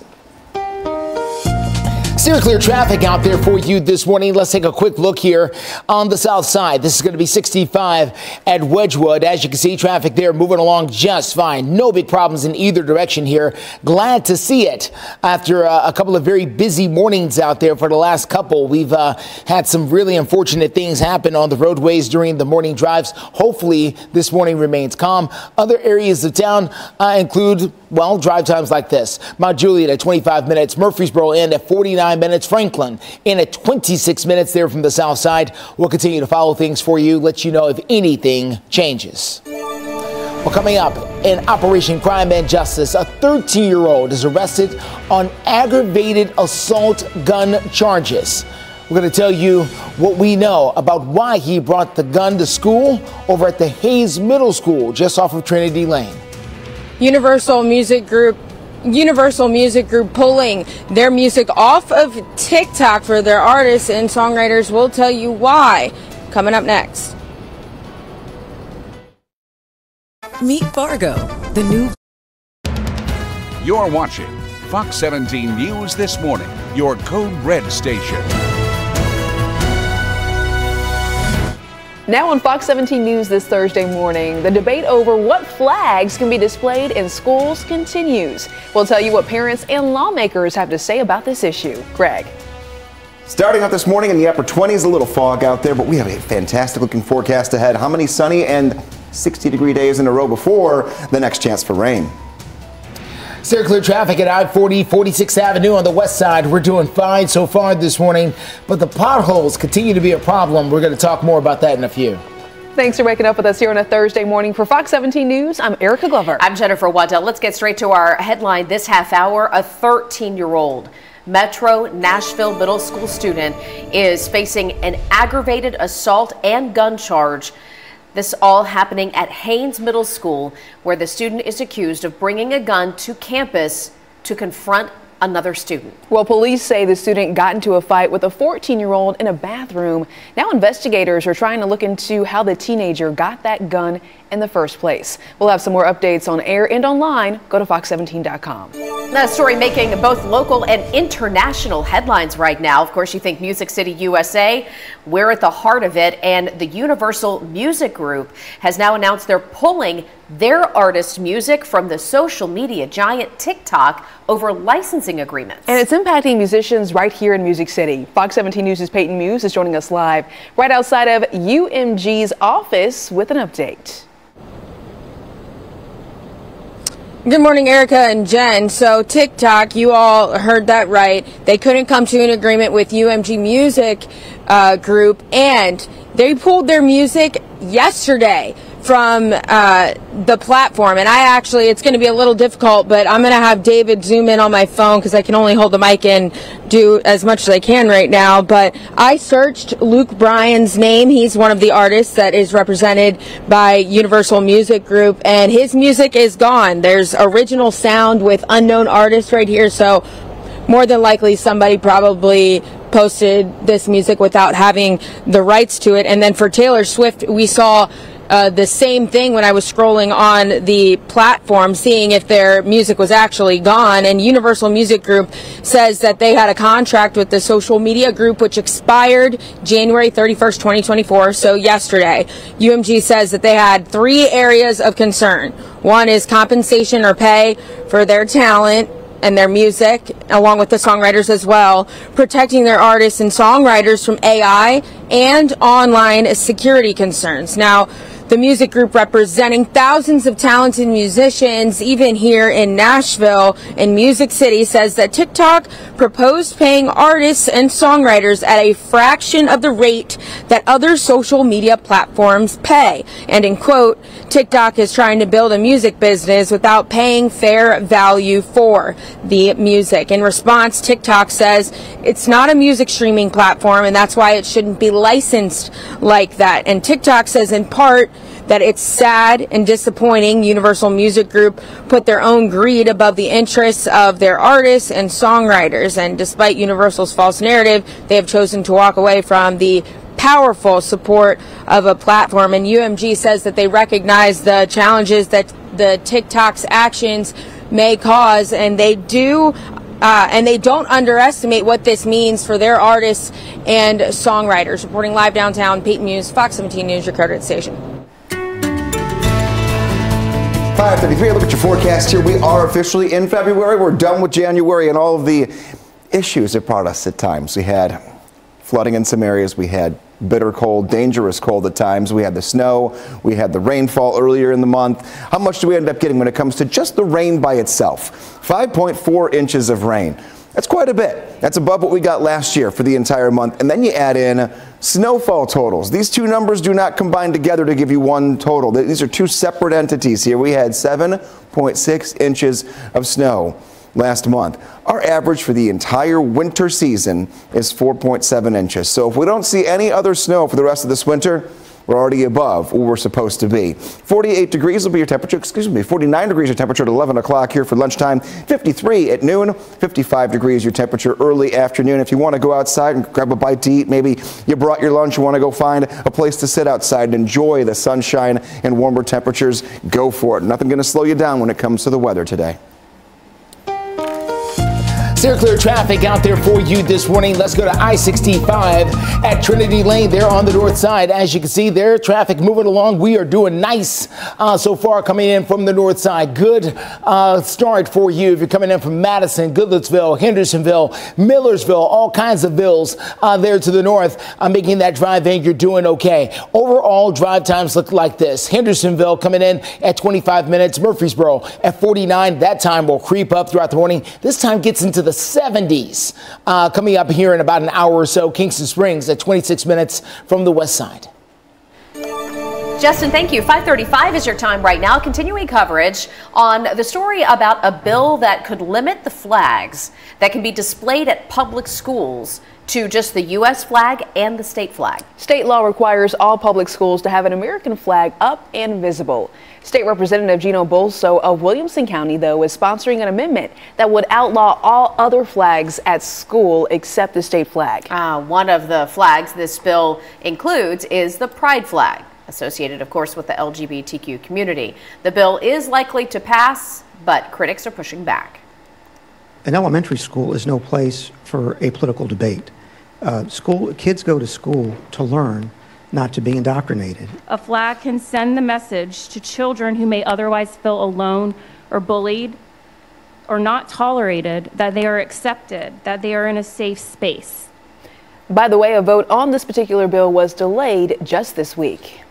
There's an increase in the number of people who are taking the weight loss drugs like Ozempic, and there are unintended consequences. We'll tell you why a Nashville law firm is now looking for people who have experienced those side effects. A collapsed building in Idaho. We're taking a closer look at the video. It's going to surprise you. Stay with us. Providing you more detail. This morning we are learning more about how 3 people are dead and 9 others injured after a hangar collapse over in Idaho. And we're going to show you some video here on your screen. We understand this collapse happened near the Boise airport Wednesday evening. Here you go. And of the 9 people injured, city officials say 5 of them are currently in critical condition. And the cause of this collapse is still unknown. Airport operations, though, were not impacted by this particular incident. Here's a story that's making headlines both here at home and around the country. We have a local law firm now that is taking up cases against popular drugs that are being used off-label for weight loss. We understand that anybody who is local in this area who might have suffered health complications from these drugs, these are the injection drugs, such as Ozempic, are being asked to come forward, especially if they've had those devastating side effects. Yeah, lawyers say some patients taking Ozempic, Wegovy, Mounjaro, and other similar diabetic drugs for weight loss may not fully understand the risk involved. Listen. They've essentially misrepresented the serious risk for stomach paralysis. That is Bart Durham from the law firm, who is urging people, if you've been taking any of these drugs and you have those side effects, to think about whether you might want to take action. 5:40, I look at your forecast this morning, and here we are working our way into our next weather maker, which is a calm pattern of warm temperatures and sunshine. We'll take it. There will eventually be rain by the end of the weekend, but we have to get to the end of the weekend first. Why not just slowly ease into it with some good weather first? Right now, a live look at Lower Broadway and nothing happening. No fog downtown, but there are some patches that we have seen in some areas so far this morning. What I mean by patches are these little yellow spots here indicating visibility of about a mile. So if you do indicate and you do find one of those, it's not going to last you all that long to get through, but you may wake up to a clear sky and have to drive through a little bit of it. Just keep that in the back of your mind. Hour by hour rainfall chances here, and temperature chances is going to be very good for us here. We're in the upper 50s by the time we get in toward the afternoon, eventually hitting near 60 coming up. We're going to track the incoming weekend weather maker for you. Steer clear traffic. Let's take a look at what we're dealing with here at 24 at Hickory Hollow Parkway. As you make that drive through the Antioch area, we are doing very nicely out there for your traffic so far. No big slowdowns anywhere. I've been looking around. We're doing okay. In the past couple of days, we've had car fires. We've had other situations where, unfortunately, people have lost their lives in crashes here during our show. Hopefully, none of that happens today, and we'll continue to have drives like this one, even though I can guarantee it's going to be slower than this in about an hour. In a few minutes, I'll have what you need to know to stay safe from downed power lines. The tween skincare craze is taking over social media and the beauty aisle, but is it good for young skin? I'm Christina Coleman in Los Angeles. An expert weighs in. That's ahead. Score amazing deals and get ready. Welcome back to Fox 17 News this morning. It is 5:45 right now, and one of the most dangerous parts of storms that we get here in the mid-state, whether it's a winter storm, tornadoes, even just high winds, is the threat from downed power lines. And, you know, we have an older infrastructure around here, a lot of wooden power poles that snap easily and then end up across neighborhoods like we just saw from the December tornadoes. And that can create a danger in and of itself. And a story this morning from another state is highlighting that danger. Yes, right now Fox 17 News' Karen Aguilar is joining us out there live, giving us some updates about this story and the deaths involved.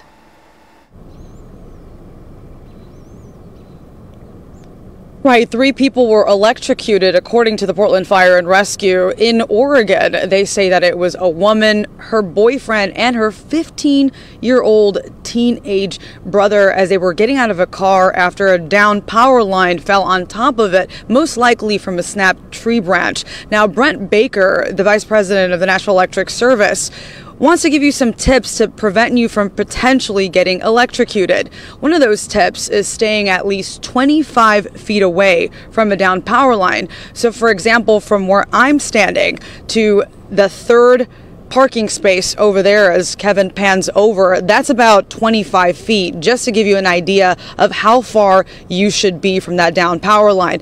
Now, unfortunately, in the case of the Oregon family, they had no choice. Officials say that the couple got out of the car in an attempt to retrieve their 9-month-old baby from the car, slipping on the ice, and then not only slipping from the ice, but putting their feet on the ground, their bodies inside the car, and then getting electrocuted. The brother as well, officials say, got out of the car and got electrocuted as well because, as you may know, downed power lines are still energized, which energizes the ground around it. Now, Brent Baker gives you some additional tips you can do if you're ever caught in that situation. Anytime you're in a vehicle and you have a power line or a power pole accident, stay in your vehicle and call 911. You do have safety there. You don't want to get out of your vehicle. So again, you heard it right there. Please stay in your vehicle. If there is ever a downed power line that falls on top of your car, a downed power line on the ground, and if you do see a downed power line, he advises to please call 911. Reporting live in North Nashville, Karen Aguilar, Fox 17 News, your Code Red station. Karen, thank you so much for that information. 5:47 is the time. We're checking in with Greg because he says 60s and sunshine. 60s and sunshine for a couple days, not just one. Sometimes we'll get teased where there's like the one nice day and then it snows 3 days later. Sure. That's not the case this time around here. Let's meet our dog of the day. Because this is how far back we're still going to meet our dogs of the day. We're back in the time when you could just launch right off the boat into the water to cool off. This dog has the right idea. Oh, yes, absolutely. And we're getting closer and closer to these times, and every day we get through that we don't have ice or snow is one better day and one less chance we have to see it here for the winter. Taking a look, 39 degrees at 9 a.m. So cold, not necessarily good enough in terms of weather to jump into the lake today, but a good day for a dog walk. 53 at noon, 57 degrees at 3 p.m. Here's the morning dog walking forecast, though. It will be cold the next few hours. Upper 20s and low 30s right side of your screen. You can see those current temperatures all the way through 9 a.m., even during the commercial break. So we want your dog of the day photos. And when I say we, I mean literally all of us here. We love seeing your dogs every day. You can go to Facebook, find this pinned post on my Facebook page, meteorologist Greg Bobus. If you give the name, where you're from, and maybe even a little story, you'll likely see your dog right here on Fox 17 News this morning. Steer clear traffic out there for you this morning. Let's get out to Vietnam Veterans Boulevard near Gallatin Pike. This is over in the In the Sumner County area, maybe seeing a little light fog out there, or perhaps just a foggy camera. I'm not sure which one. We'll find out soon. But right now, you can get by. There's no big problems out there on the roads. Just watch out for those potholes. They can be pesky in a number of areas. Here's I-40 at Smith's Lane, making that drive in from the east side. We're also looking fine out there so far this morning, but things can change very quickly. Justin, thank you. 5:49 right now. All right, let's talk about the latest craze for teenagers or even tweenagers. It's involving skincare. And if you have a preteen or teenage girl in your house, you probably know exactly what we're talking about here. They're obsessed with skincare and spending either their money or their parents' money to the tune of hundreds of dollars at the store. Yeah, the trend is really raising red flags, not only for parents, but also dermatologists. Here's Fox News correspondent Christina Coleman with the interesting story.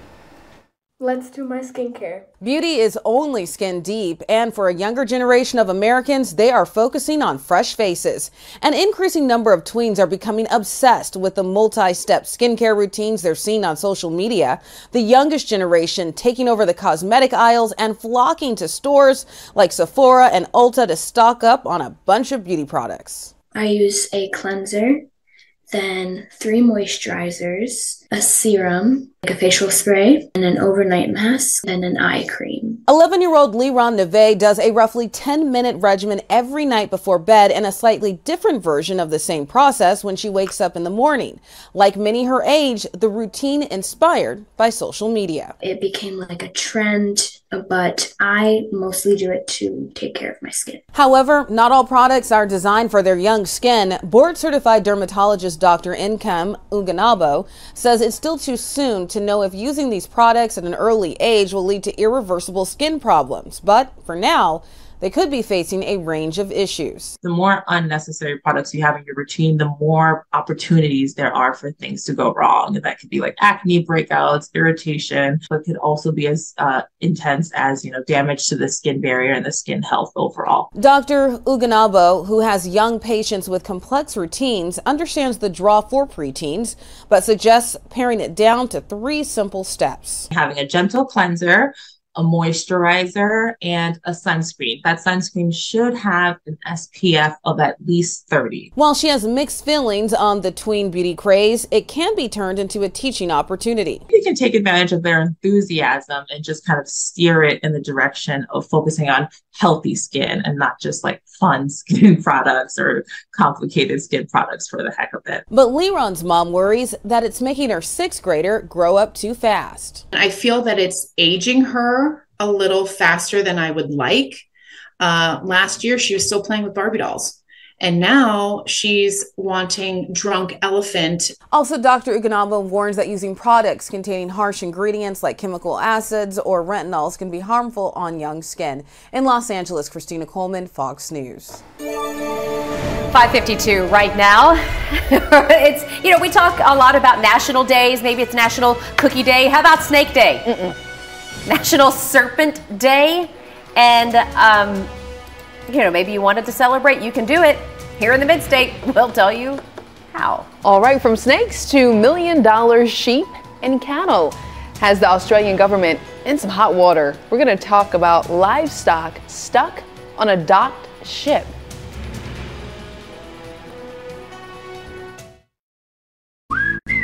Now at Hard.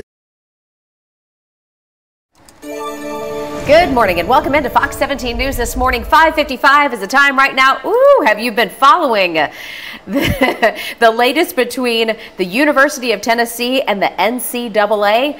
We first brought you this story yesterday morning. It is heating up.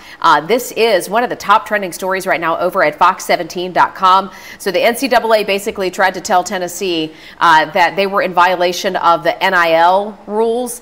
The University of Tennessee basically clapped back. The chancellor said, no thank you, NCAA, you guys have got it wrong. And now we've got 2 states. Yeah, the Attorney General of Tennessee and Virginia filing a lawsuit against the NCAA. That happened on Wednesday. So we're going to have some more updates coming up in our 7 to 9 o'clock hours. That's right. And hey, speaking of sports, you can score big if you've got a lot of sports knowledge. This is our big game trivia contest. If you grab your phone right now, scan that QR code, it'll give you a link To answer today's question, you get it right, you could win that $100 daily Visa gift card, and then you're also entered to win the $5,000 weekly grand prize. We wish you all kinds of luck. Right now we're talking about sheep. It's making international news. There is growing tensions around the Red Sea area that is disrupting trade routes, including one ship carrying, get this, thousands of sheep and cattle. So it's returned to Australia after abandoning the journey through the Red Sea because of the issues that Erica just mentioned.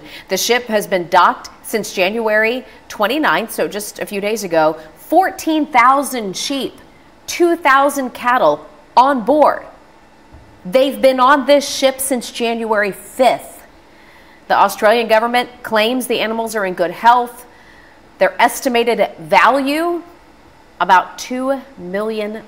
Well, this comes as the Perth is experiencing a sweltering heat wave, so just imagine what it might smell like there.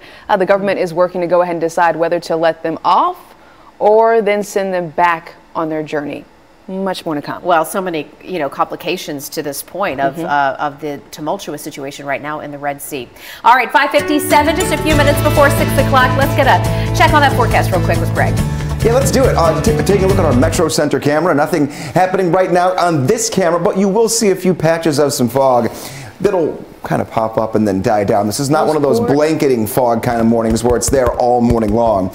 But the sun's starting to come up here. Once it does, you will have it all morning, all afternoon, and all evening. Barely a cloud in the sky. Temperature's cold, though, right side of your screen. And, yeah, it confirms what we have right here. If you're a morning runner, know that you will be in the upper 20s to low 30s, and the wind will pick up a little bit, subtly, out of the south. High temperature today later on, going to be up near 60 degrees. Coming up next half hour, a new look at Future Track, because we are starting to piece together the timing of a weekend weather maker. It's not going to dominate the weekend by any means, but if you have certain plans at certain times of the day, you may have to have the umbrella and know that you'll be dodging a couple of showers. We'll track them for you. Steer clear traffic out there this morning. Let's get to I-65 at Concord Road. This is on the south side of town. We've received word from TDOT that there could be some debris out here. I've been looking around for it. I haven't seen it. Just because I haven't seen it, though, doesn't mean it's not here. It's dark and it could be out there somewhere. So if you're in that Brentwood area, heads up down there on the south side of town. We're going to be taking a look out in Murfreesboro and some of the other areas coming up in a few. 5:58 is the time. Check this out. Did you know it's National Serpent Day? Okay, the day was started to help people overcome their fear of snakes, or at least maybe understand and appreciate snakes. Okay, there are more than 3,000 species on Earth. Only a fraction are venomous, and most, according to zoologists, are known to be shy. They say they won't strike unless they're threatened. Okay. Nashville Zoo has several species. If you wanted to go check them out, the snake that you see in the top left with its jaws open wide, that is the eyelash palm pit viper. Sounds friendly. Don't let it fool you. They have a green anaconda as well over at the Nashville Zoo. So if you're thinking about taking the kids and, exploring or letting them get to know the species, that's something to do. Speaking of the Nashville Zoo, Zoolumination. Yes. The last weekend is coming up this weekend. A day dedicated to overcoming your fear of snakes. I'm still scared. Stay with us. Our 6 o'clock hour is starting right now. You're watching Fox 17 News This Morning, your Code Red station. Good morning, 6 o'clock on the dot right now on Fox 17 News This Morning. We have continuing coverage of the court case that surrounds the death of the toddler in Nashville, Ariel Rose, the latest on the 2 people indicted in her death. Universal Music Group pulling their artists and songwriters' music off of TikTok. Why? We'll tell you next. Sunshine and 60s. How long this beautiful trend lasts before the next weather maker moves into the forecast. Circular traffic takes us to the south side of town, 65 near Concord Road. We're going to tell you why. TDOT is concerned about this particular stretch of road. And we do want to start by thanking you for waking up with us here on a Thursday morning. For Fox 17 News, I'm Erica Glover. And I'm Jennifer Waddell, getting straight to our top story new this hour. Breaking news update as a woman is now charged with homicide after a shooting that happened back in November. Metro Police say Joshua White was found outside of a car at a gas station on Old Hickory Boulevard. That's south of Nashville. This was back on November 14th. Officers say they later found that White was shot while driving away from a home on Benzing Road. It's about 2 blocks from the gas station where he later collapsed. Ada Jane Kirby was arrested early this morning and is now charged with criminal homicide. We're told she's being held at the downtown detention center. Fox 17 News update this morning on a story we've been following for months. We now know the two people indicted in the fentanyl death of Ariel Rose pleaded not guilty in their first court appearance that happened just yesterday. Police say Melissa Sutton and Jesse Mashburn had been watching Ariel when she was found unresponsive. They appeared in court yesterday morning, as we mentioned. Both pleaded not guilty to first-degree murder charges, though. You're going to hear more from both of them coming up later on Fox 17 News this morning. We have continuous coverage. Also new this morning, Universal Music Group, which represents artists all over the country and right here at home, has announced they're pulling their artist music from the popular social media giant TikTok. The issue here is licensing agreements. Yeah, this story has caught the attention of all the TikTok users out there. Fox 17 News' Peyton Muse joining us live downtown outside of UMG's office with much more. Hi, Peyton. Hi, good morning, guys. So I'm outside of the Nashville office where executives, songwriters, artists who walk through these doors may be wondering if and when their music will be pulled from the social media platform TikTok. Now, Universal Music Group says that they had a contract with the social media group which expired January 31st, 2024. So that was yesterday. UMG says that they have 3 areas of concerns: compensation or pay for their talent, protecting their artists and songwriters from AI, along with online safety concerns. Now, the music group, representing thousands of talented musicians like Blake Shelton, Taylor Swift, here in Music City, say TikTok proposed paying artists and songwriters at a fraction of the rate that other social media platforms pay. And in quote, TikTok is trying to build a music business without paying fair value for the music.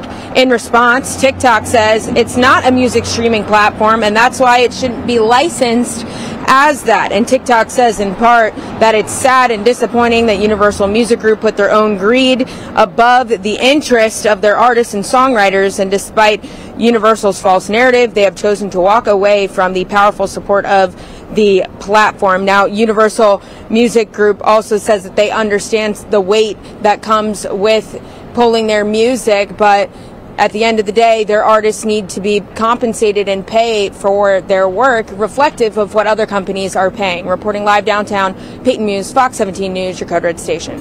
It's so interesting, Peyton. Thank you. And of course, we want to know what y'all think. Are you less likely to use TikTok if your favorite song is no longer available on the popular app? All right, the poll live right now. We've got about 315 votes so far this morning. You can cast your vote right now by scanning that QR code on the screen, or you can go to twitter.com. Just look up Fox Nashville. We'll show you updated results throughout the course of the morning. Now, I'm not on TikTok, but I will be dancing about the temperatures today. It's worthy. I mean, we have been waiting for this weather. We have been waiting weeks for this weather. Now it's finally here. Yeah. I'm curious. This would be considered, though, unseasonable. Oh, absolutely. About 15 degrees above average on Saturday. Yeah. So absolutely unseasonable. We haven't had a sunny stretch of more than 2 days in a row so far this year, and we're already in the second month starting it here today. So this will be our longest sunny stretch of weather so far. Despite the warm days, nights are still going to be chilly. You're going to wake up in the 30s the next few days, even though you will be in the 60s for the afternoon. Our next weather maker, the next significant weather event that will track into Middle Tennessee, is going to be late Saturday night into Sunday morning. But in the meantime, oh yes, definitely not seasonable weather here at all. 60 degrees today, 62 tomorrow, 65 on Saturday. Then we do slide back to more typical weather Monday, Tuesday, and Wednesday, right near 50 degrees, and that is right near where the average high should be this time of the year. Circular traffic out there for you this morning. Let's take a look at I-65 at Concord Road.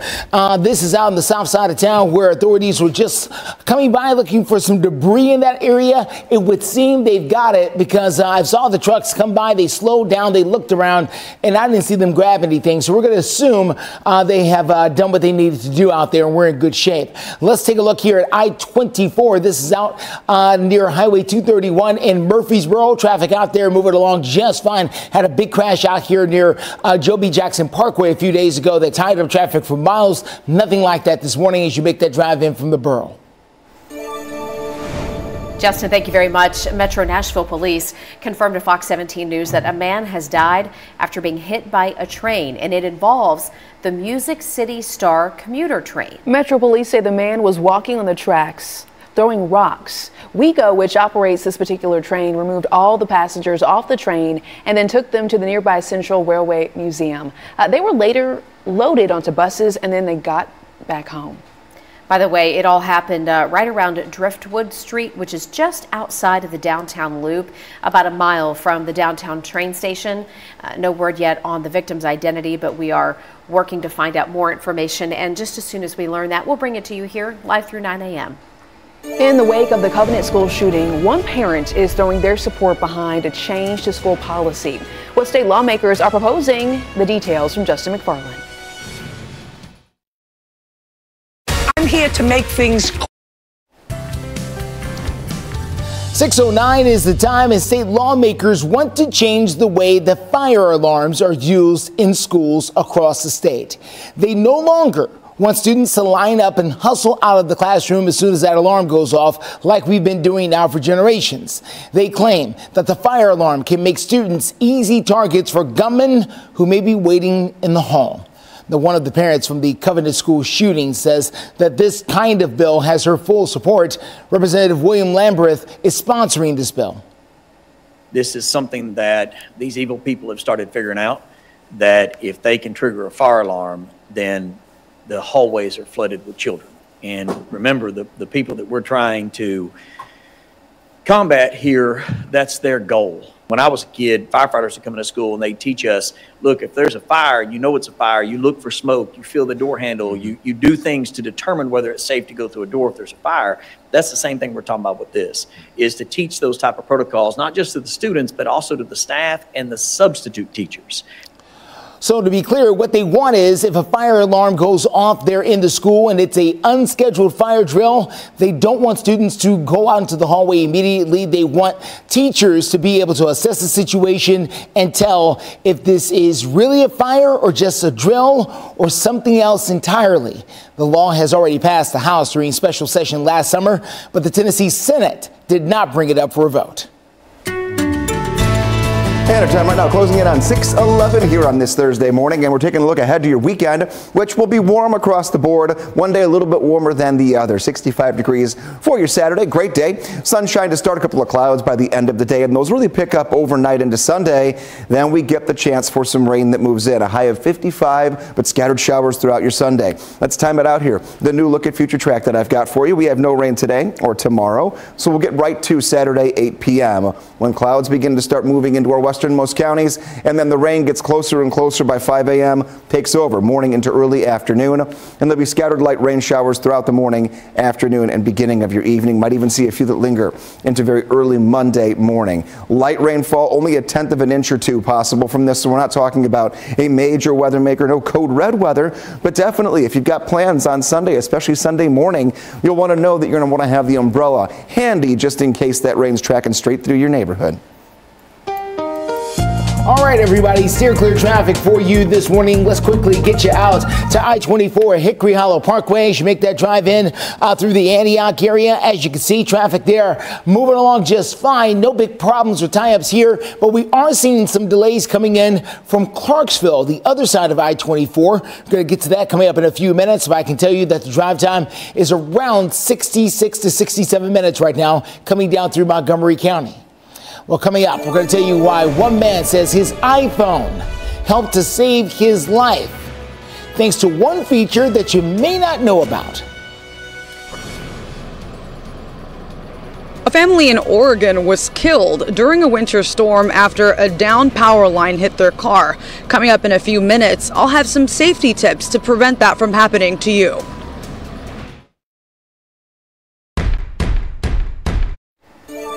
Welcome back. 6:14 is the time. We're talking about Operation Crime and Justice because a Laverne police officer hurt on the line of duty is now back on the job. Yeah, we want to introduce you to Officer Ashley Bolejak, who returned to duty just last night, 3 months after a shooting last October.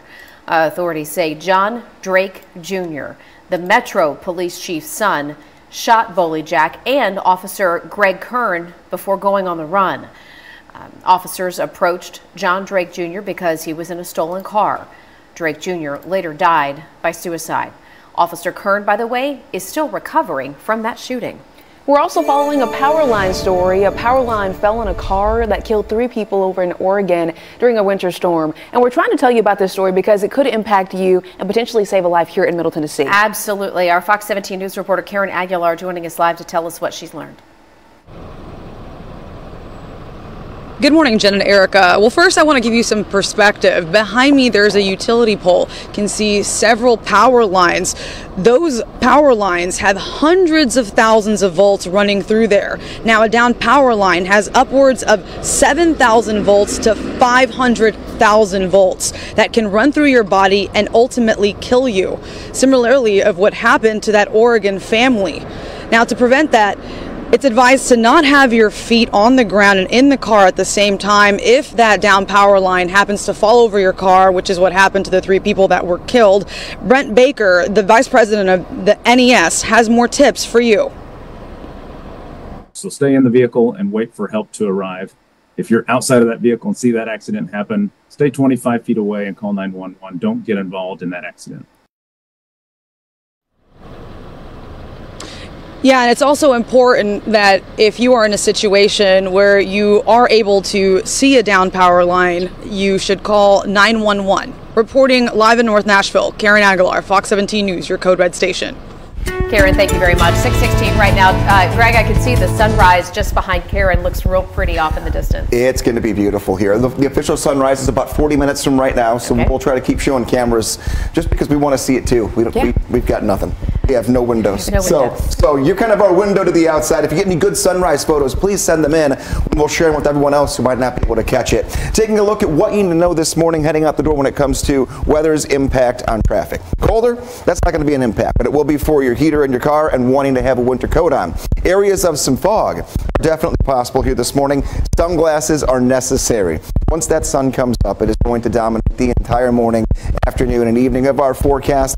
We have gained about 10 degrees when it comes to highs yesterday to today. Yesterday's high was 49. Today, up near 60. That puts us 10 degrees above the normal high temperature, 49 to 65 by Saturday. We'll piece it all together in your 7-day forecast coming up in a few moments in your good forecast.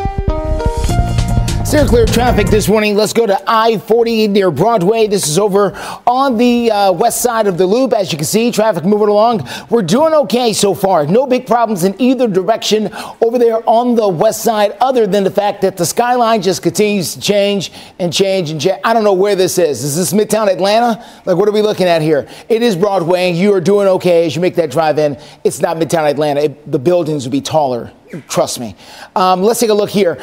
This is another side of town. This is going to be I-40 at Central Pike in the Hermitage area. Traffic in that area very, very smooth out there this morning. Things will bunch up as we move along here in our 6 o'clock hour. We'll get you the latest drive times coming up in a few. Justin, thank you. A veteran says his iPhone helped save his life thanks to a feature that let emergency services know the moment he was in a serious crash. We've talked about this feature in the past. Right now, though, Fox's Lindsay Ragus has much more. In September, Michael Brennan retired from the Air Force after serving for 20 years. Less than a month later, his wife's worst nightmare came true. I'd sent that text, said, hey, I'm on my way home.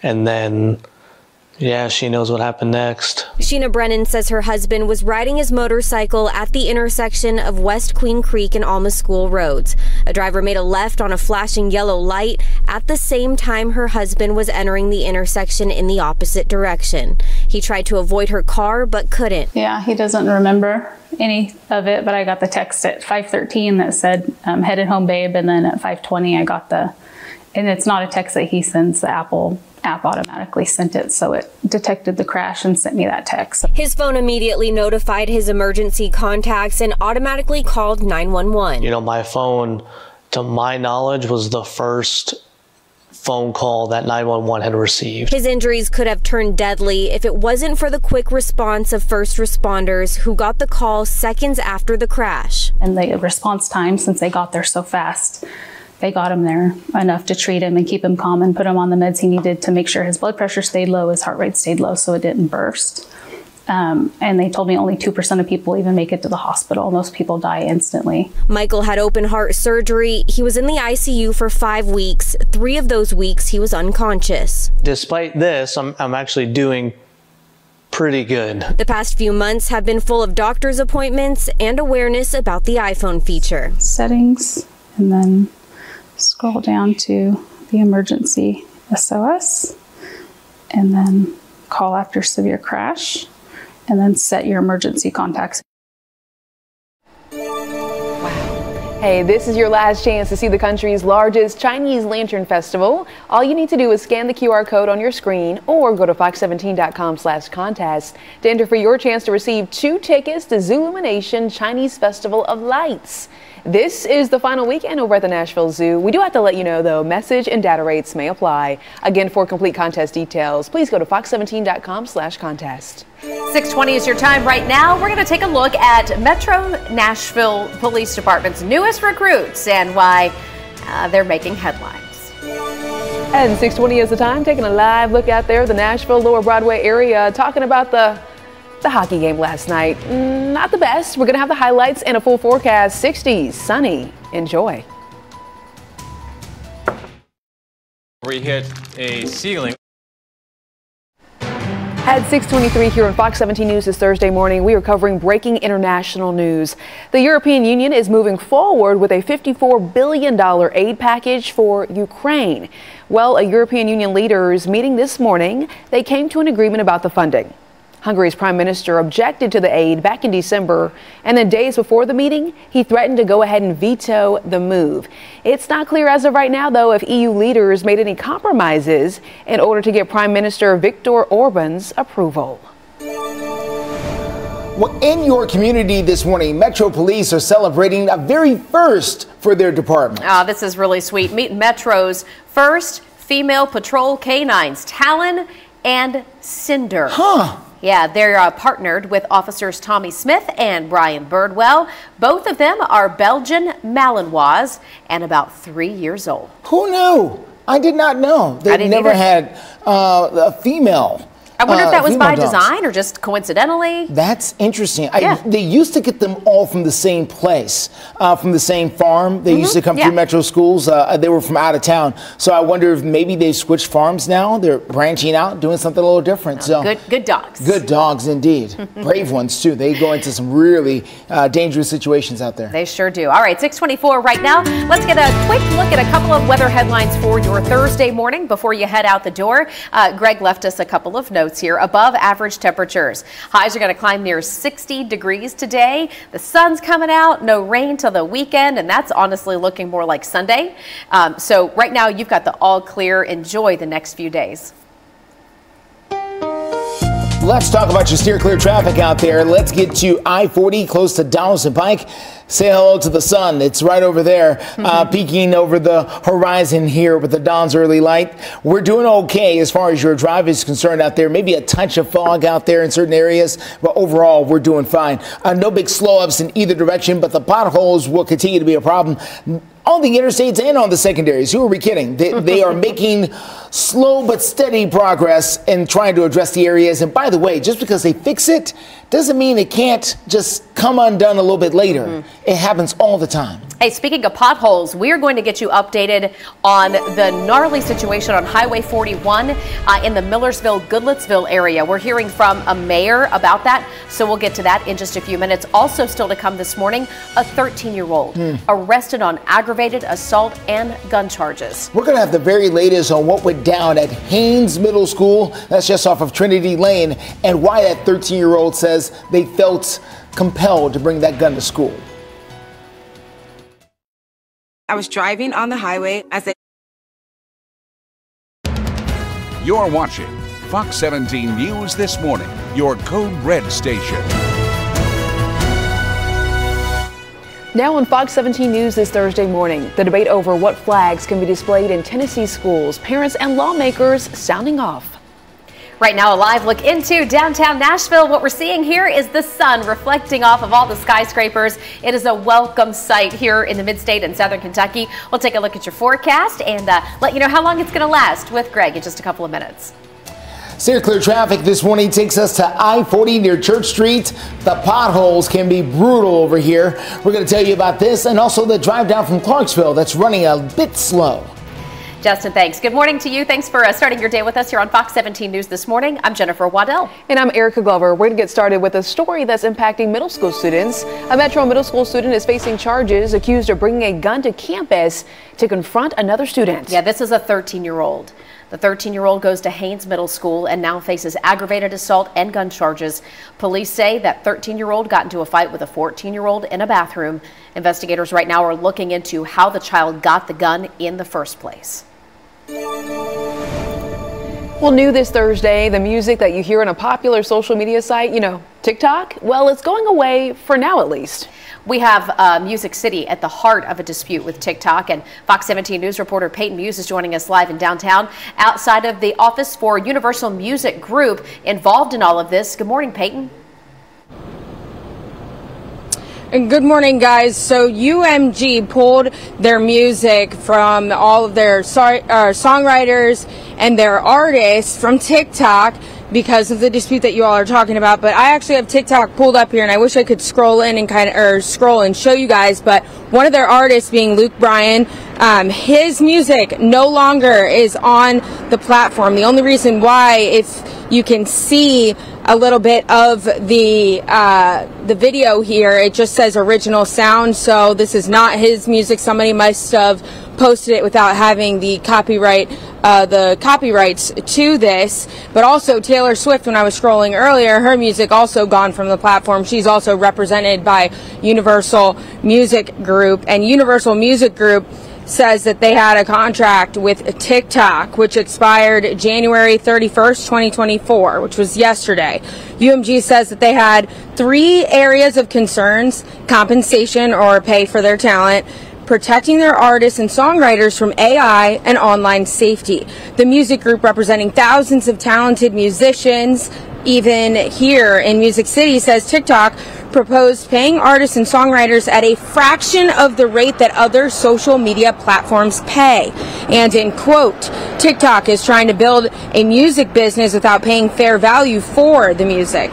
In response, TikTok says it's not a music streaming platform, and that's why it shouldn't be licensed like that. TikTok says in part that it's sad and disappointing Universal Music Group put their own greed above the interests of their artists and songwriters. And despite Universal's false narrative, they have chosen to walk away from the powerful support of the TikTok platform. Now, UMG says that they recognize the challenges that TikTok's actions may cause, and they don't underestimate what this means for their artists and their songwriters. Reporting live downtown, Peyton Muse, Fox 17 News, your Code Red station.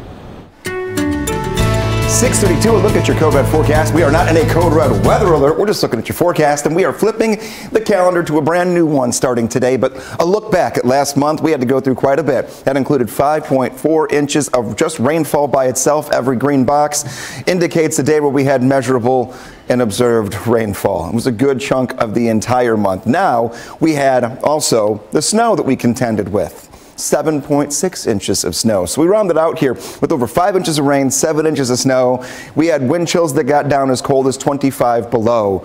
Today will be 60 degrees and sunny. We can handle it. We deserve it. Taking a look here, sun is coming up for us here. We're still about 20 minutes away from the official sunrise, but we're getting closer and closer. You can see those first lights over the horizon, those first beams hitting many of the buildings there over the Nashville skyline. 60 degrees today and sunny, 62 tomorrow, and then 65 on Saturday. That is the best day of the forecast, because come Sunday, that's the next weather maker we'll be tracking for you in about 5 minutes in the next check of your Code Red forecast.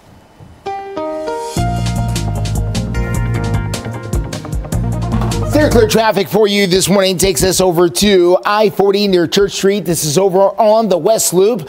You can see there traffic is moving, but we are running into our fair share of potholes that are out there on I-40. So if you make that drive over in the West Loop, you can see the disruption in the forest right there as you make that drive in. So heads up on that. And it's not just there. Many other locations across the mid-state are still seeing these as NDOT and TDOT both get out trying to fix this problem. Let's take a look at something we are following coming down from Clarksville, Montgomery County, 67 minutes, a bit of a slowdown here. This is as you approach out of, I want to emphasize, out of the Pleasant View area as you get towards Whites Creek. That's where the crash is. Before you get to the Whites Creek Pike exit, you can always use Highway 41. That is the best way to steer clear right now.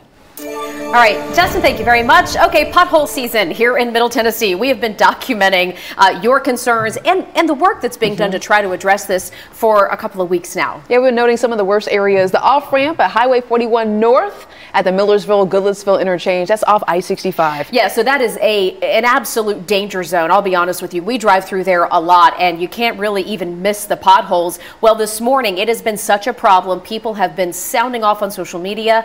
The mayor of Goodlettsville has now responded on Facebook explaining what he's doing to try to help solve the problem. Again, this is Highway 41, right where you get off I-65 to go toward Millersville, Goodlettsville, or Springfield. Okay, well, the mayor issuing this statement on social media, writing, quote, just want to give an update about the pothole situation at the off-ramp at 41 North, specifically, as well as the ones all around the city. Take a look here. The city has been in contact with TDOT daily to get the necessary repairs done as quickly as possible. Rest assured, we are doing everything within our power to address this situation. All right, and as the mayor pointed out, this is a TDOT zone versus a local transportation department zone. If you want to report potholes online to the state to have TDOT fix them, we have a link for you to do that right now at fox17.com. Just search pothole. Getting those answers. We also have continuing coverage on a bill to limit the flags that can be displayed at public schools to the U.S. flag and also the state flag. All right, state law requires all of our public schools to have an American flag up and visible. But State Representative Gino Balso from Williamson County is now sponsoring an amendment that would outlaw any other flags at our schools, with the exception of the state flag or the U.S. flag. And by the way, he's targeting one in particular, which is the pride flag, not wanting that to be flown at our schools. The bill is likely to pass, but critics are pushing back. An elementary school is no place for a political debate. Kids go to school to learn, not to be indoctrinated. A flag can send the message to children who may otherwise feel alone or bullied or not tolerated, that they are accepted, that they are in a safe space. What you also need to know is that a vote on this bill was delayed just this week, and we're going to continue to update you as this story progresses. Just about 6:37 right now, and I'm sure you've heard a lot lately about these new drugs that are being used for weight loss, things like Ozempic or Wegovy or Mounjaro. Well, there are unintended consequences or side effects, and we have a Nashville law firm now looking into that. And coming up on Fox 17 News this morning, we're going to talk about the collapsed building in Idaho, the details behind the really shocking video. Also on Fox 17 News at 7, our Amanda Chin continuing her coverage of the death of Ariel Rose. We're going to bring you up to speed on the very latest on the court case coming up. Without the right start to your day. Welcome back to Fox 17 News this morning at 6:39. 3 people are dead and 9 others are hurt. This is after a collapse of a hangar in Idaho. Look at these images we're getting in right now. The collapse happened near the Boise airport on Wednesday evening, Jen. Yeah, of the 9 people injured, city officials say 5 of them are in critical condition this morning. The cause of the collapse is something they're still working to figure out. Wow. We understand the airport operations not impacted, so that did not have a trickle-down effect to flights across the country. But again, still under investigation this morning. Almost looks like storm damage in a way. Yeah, it does. You're right. That's wild. All right. Other news this morning. A local law office is now taking up cases against the popular drugs that are being used for weight loss out there. Yeah, and these are the off-label drugs for things like Ozempic, Mounjaro, Wegovy. They are traditionally used for people who have diabetes, but they're now being used, again, off-label for weight loss. Doctors say the long-term side effects include things like pancreatitis, gallbladder disease, even kidney problems. And we have some lawyers who say people taking these drugs for weight loss might not fully understand the risks involved. They've essentially misrepresented the serious risk for stomach paralysis. That is Blair Durham there talking. Durham also says that anyone who has suffered stomach paralysis after taking any of these drugs, they need to call an attorney and schedule a consultation. 6:41 is the time right now, and Greg Bobus is here to bring the sunshine. Greg, we always say, you know, keep the sunshine in your pocket just to keep you joyful all day, but we're actually going to get the real sunshine today. We're emptying the pockets today, Jen. That we definitely are. We're getting the real thing, the real deal, not just today, but also tomorrow and Saturday. Your weekend outlook does bring in some rain, but make your plans for Saturday for sure, and you will be carefree from start to finish from the minute you wake up until you go to bed. Rain arrives early on Sunday, though. As you're waking up Sunday, showers already moving into Middle Tennessee. Above average high temperatures for both days, which is good for us. And taking a look at the tracking of this, no rain today, tomorrow, or Saturday, but here is Saturday 8 p.m. Still not here yet. By 5 a.m. into Sunday, a few showers begin to move in, and that rain does pick up going into the afternoon. So if you have the choice of making plans one day or the other, been saying it all week, pick Saturday if you can. Steer clear traffic this morning. Let's get you to I-65 and I-24 as you make that drive in from the north side. As you can see, traffic is moving along very nicely, even though it is slow. The slowness is usual. It's normal. This is the routine for 642 at 65 and 24. This is just what it looks like. So you can always use Ellington Parkway, Dickerson Pike as good ways to steer clear. We are still dealing with that slowdown coming down from Clarksville this morning. This is coming out of Pleasant View going towards Whites Creek, 67 minutes on that drive. You can use Highway 41 as the best way to steer clear. It is time to make sure you're all set for tax season, and we're going to share with you some ways that you could be saving a little extra money this year. In a few minutes, I'll have some safety tips to prevent you from potentially dying if you do come across a downed power line or you are in proximity of one.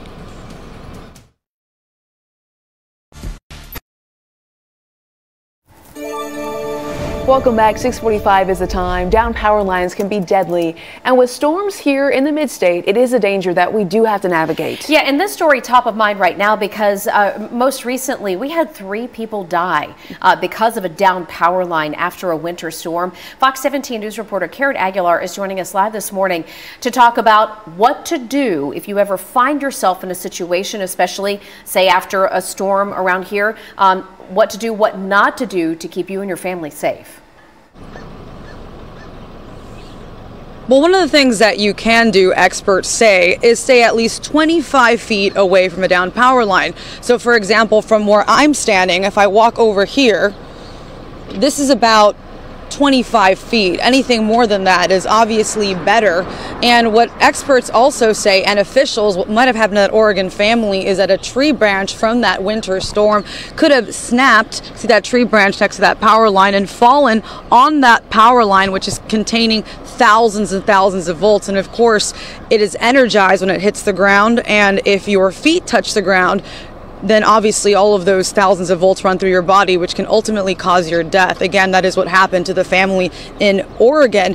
But some other tips that you can do, Brent Baker, the vice president of the National Electric Service, tells you that you can also make sure that if you are getting out of the car, you don't have your feet on the ground and your feet inside of the car at the same time. He also says that if you don't run over a downed power line, that can also cause some issues. And he also tells us a little bit more if you do find yourself in a situation like that Oregon family. Take a listen. Anytime you're in a vehicle and you have a power line or a power pole accident, stay in your vehicle and call 911. You do have safety there. You don't want to get out of your vehicle.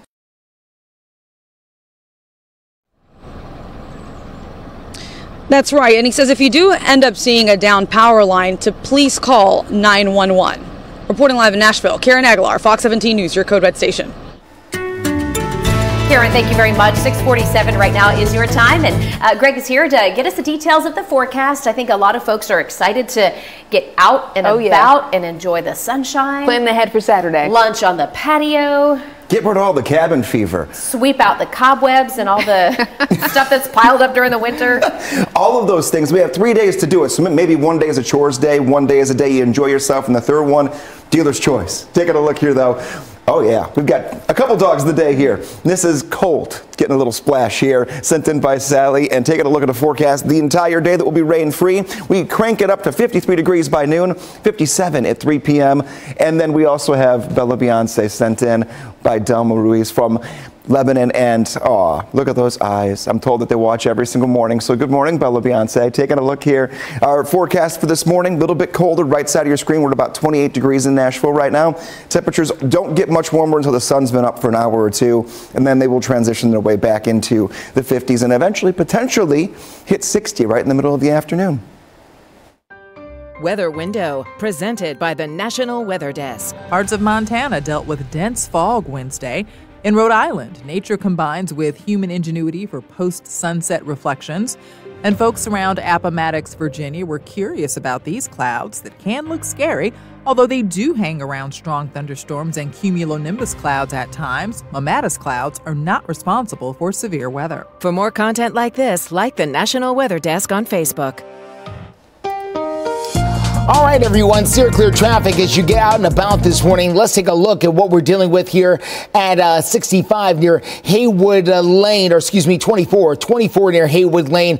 As you can see, traffic is moving along there very nicely. No big problems so far as you make that drive in. We have just picked up something brand new that we're trying to bring you here, and this is going to be near Hogan Road on the south side. Let's see if we can bring it to you very quickly here, and we'll give you more details in a second. Right here, 65 at Hogan Road. They're calling this an incident. So they've got an ambulance there on the scene. Police are there as well. The fire department is there. Looks like they're going to be trying to stop the traffic and move it from one side of the road to the other. We're going to continue to keep you up to date as you make your way through Brentwood. Thank you, Justin. Filing your taxes can be, well, taxing. But there are several ways that you could be getting a little more money back from the government this year. You caught my attention. Fox News' Ted Linder taking a closer look at some of the tips that business experts say you should be aware of. Tax season has begun. But before you file with the IRS, business experts say there's a few things you can do that could help you maximize your returns. So a lot of people are wondering, should I file my return as soon as I get my information? And interestingly, this year, you might want to wait. According to J.T. Egan, accounting lecturer at Purdue University, this can be especially true if you're the parent of young kids. Currently, Congress is considering some what we call extenders. And if these extenders pass, it may impact things like the child tax credit. On Wednesday, the House approved a bill to extend the child tax credit. It now heads to the Senate, but if approved, it could make it easier for more families to qualify, as well as increase the value per child and adjust the credit to match inflation in the future. Advocates say it could help combat child poverty. If you file too early, you run the risk of actually missing out on that and wait for the IRS to do a catch-up. Meanwhile, Egan says there's also a bunch of energy credits you can try and claim this tax season. So if you got new windows and they're energy efficient windows on your house, there's actually a small tax credit. Also things like a new furnace, a new water heater, those all can potentially create an additional credit. The deadline to file your taxes isn't until April 15th, but if you miss it, be prepared for some notices. And if you get some notices, my advice is don't sit on them. They are not a fine wine. They do not age well with time. Ted Linder, Fox News. Fox 17 News has spent more than a year investigating the death of Ariel Rose, a 23-month-old here in Nashville who died from fentanyl toxicity. At the time, she was living in a transitional housing facility in North Nashville. The question is, why did it take Metro Police more than a year to arrest someone for her death? We have been consistently reporting on this story. Metro Police opening a criminally negligent homicide investigation into her death back in November of 2022. In December of 2023, officers arrested these two, Melissa Sutton and Jesse Mashburn, for first-degree murder. Sutton and Mashburn had been caring for her when she died. Well, a woman who also lived in that particular North Nashville facility telling Fox 17 News that Sutton and Mashburn would watch the toddler often, and Ariel even called Sutton Mama. Now Ariel's family is demanding some answers. You're dealing with people that are involved in drugs, and with people that are in drugs, witnesses disappear, people aren't reliable. You try to talk to them and they're too high to communicate, and that's kind of the reality of the situation. Fox 17 News' Amanda Chen will continue to push for answers. We'll have updates right here on Fox 17 News this morning, plus Fox 17 News at 9. We are talking about some unique celebrations involving scaly friends. National Serpent Day. Have you heard about it? It's all about overcoming your fear of snakes. And the clash between the University of Tennessee and the NCAA getting even hotter. Fox 17 News reporter Karen Aguilar speaking with our Tennessee Attorney General coming up on Fox 17 News this morning in our 7 o'clock hour. It's time for another irresistible. We're taking a closer look at what's trending over on Fox17.com. It is February 1st. That does begin Black History Month. And Fox 17 News is highlighting some of the events that are taking place that you can take advantage of. There is one that is kicking off tonight over at the National Museum of African American Music at 5th and Broadway. And they're going to be having events happening every single Sunday throughout the month of February. If you want to get some updates, some timing, the address, we have everything covered over on Fox17.com. If you're looking to make a little extra money, we have the big game trivia contest going right now on Fox 17 News this morning. All you have to do to win today is scan that QR code. It'll give you a link to register to answer your football trivia questions. All right, so you can put your knowledge to the test. If you're a sports fan and you feel like you know a lot about football especially, this might be your great chance for you to win that $100 daily Visa gift card, and then you're also registered to get the chance to win that $5,000 weekly prize. All right, this caught my attention. It is National Serpent Day. If you haven't heard about this, the day was started to help folks overcome their fear of snakes, yikes, or at least understand and maybe appreciate them. Okay, for some of you that might be a stretch. We know there are 3,000 species of the snakes on Earth, and a fraction of them are venomous. Most are pretty much shy. They won't strike unless threatened, and they just keep to themselves. But if you're interested in learning more, the Nashville Zoo does have several snake exhibits. They've got an eyelash palm pit viper. No, it does not have eyelashes. And the green anaconda, just to name a couple. Oh, the Nashville Zoo, like you said, is a great place to check out this weekend because the weather is going to be fantastic. Oh, the snakes. I ain't going in that part of it. Now, the outdoor sections, absolutely. The weather looks great. Yeah, I'm one of those people that really needs to get over that fear if I can at some point in my life. Taking a look at Doppler radar, we have blue sky, we have sunshine, we have a great day dialed up for you here. Temperatures will go from 28 degrees to 60 degrees later on this afternoon. We almost double our temperatures. Taking a look, there are no big weather makers across the entire eastern half of the country. So maybe you haven't gotten a car wash in a while. Well, with nothing coming in our direction from anywhere, it'll last you a few days. If you didn't do it yesterday, you can still do it today. It'll last you your Thursday, Friday, Saturday. Then Sunday's our next chance for a few showers in the forecast. We'll have a brand new look at a new model run, a future track for you, meaning new data coming into the Weather Center. This will become your only live and local news source from 7 o'clock until 9 in just a few minutes. Right now, steer clear traffic 658, and we're monitoring a situation on I-65 if you're heading down toward Brentwood this morning. Dubbed police activity, but it looks like things might be getting close to wrapping up. We've seen a couple of cars leave this location, but we can still see one car with the flashers off to that left inside shoulder. Again, this is I-65 southbound in between. This would be in between Harding and Old Hickory Boulevard. We'll monitor this for you. You can see TDOT is here urging you to merge to the right. We'll check in again at the top of our 7 o'clock hour. We are going back to the zoo and asking you to check this out. The Memphis Zoo has a new addition that is adorable but also deadly. Yeah, take a look. It's a baby pygmy, slow loris. May not actually be able to kill a man, but it's venomous. What? Have you ever heard of a slow loris? No. Maybe you haven't. Well, it looks cute. Look at those big eyes. No, it doesn't. But it is, by the way, the only known primate that is capable of producing venom. And the staff at the Memphis Zoo are hand-raising this little pygmy slow loris to try to increase the chances of overall survival. And they say that's important because they are endangered. The baby will be named once he develops a stronger personality and may go on public display in a few months. It has a face that only a mother could love. It's got that surprise look with the eyes. Maybe they just need to call it surprise. Stay with us. Our 7 o'clock hour does start right now. You're watching Fox 17 News This Morning, your Code Red station. It is 7 o'clock on the dot, a busy night in Music City. Fox 17 News working to learn more about a train crash that claimed the life of a person who was on the tracks. Again, this is in the heart of Nashville. And an overnight shooting in Bellevue has police on the hunt for whoever is responsible there. We'll tell you what we've learned so far. Plus, keeping our children and our teachers safe. There is new technology that Fox 17 News is taking a look at that could do just that, looking at GPS tracking, audio recordings, video recordings, just to name a few. Lawmakers introduce a bill that could make it easier to remove books from public libraries. We'll hear from both sides on this issue next.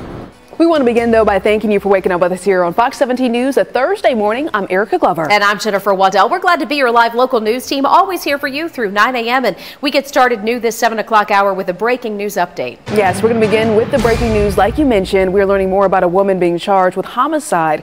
So the updates do include from Metro Police, who say Joshua White was found outside of a car at a gas station on Old Hickory Boulevard, south of Nashville. This was back on November 14th. We are mapping it out for you right here on your screen. Officers say they later found White was shot while driving away from a home on Benzing Road, about 2 blocks or so from the gas station, where he later collapsed. Well, Ada Jane Kirby was arrested overnight and is now facing charges for criminal homicide. She is being held over at the downtown detention center. We go to Bellevue this morning with an update. This morning, Metro Nashville police investigating a shooting that happened overnight as officers started getting calls about shots being fired in the Bellevue Valley Plaza. This is right near Iroquois Wine and Spirits. At least one person hurt. Metro police have not released any more information other than that. But we are working to get you those updates, and we'll bring them to you both on air right here through 9 and online at fox17.com. We also have an update now. A man is dead after getting hit by the Music City Star commuter train. This happened about an east of the downtown station at 1st and Broadway. We also understand this morning that according to MMPD, the 43-year-old pedestrian was throwing rocks while on the tracks when he was hit. WEGO workers removed all the passengers off the train and took them to the nearby Central Railway Museum. Workers later put them on buses in order to get home. No one on that train, though, was injured. Also making headlines here this Thursday morning, a Laverne police officer hurt in the line of duty is now back on the job. This is Officer Ashley Boleyjack, and she's returned to duty 3 months after being injured in a shooting that happened back in October. You might remember this story involving the son of Metro Nashville Police Chief John Drake. John Drake Jr. accused of shooting Boleyjack and Officer Greg Kern before going on the run. We're told those officers approached John Drake Jr. because he was in a stolen car. Drake Jr. later took his own life. Right now, Officer Kern is still recovering from that shooting. Both officers say they are thankful for the support they've received from their communities. If you're on the go this morning, but you still want to learn more about the new developments on the stories that we just told you about, you can always be in the know by downloading our free app. And you can get that right now by scanning the QR code on your screen. 7:03 is the time. We're checking in with our Code Red meteorologist. 60s and sunny. Yeah, this is going to be a really nice afternoon for us here. We've got to get to the next 2 hours or so when the temperatures are still in the low 30s, but sunshine. Even colder this morning than yesterday morning, though, by about 10 degrees. So even though we're talking about all the good things during the afternoons, for the next 3 days, the mornings will keep it cold. Barely a cloud found in the sky later this afternoon, with high temperatures easily in the 50s to near 60 degrees. Our next weather maker in terms of rain doesn't come until Sunday in the forecast. So really calm until then. The sun is officially up. It is officially over the skyline. And like I mentioned, it's hard to find many clouds out there for us today. All clear when it comes to Code Red.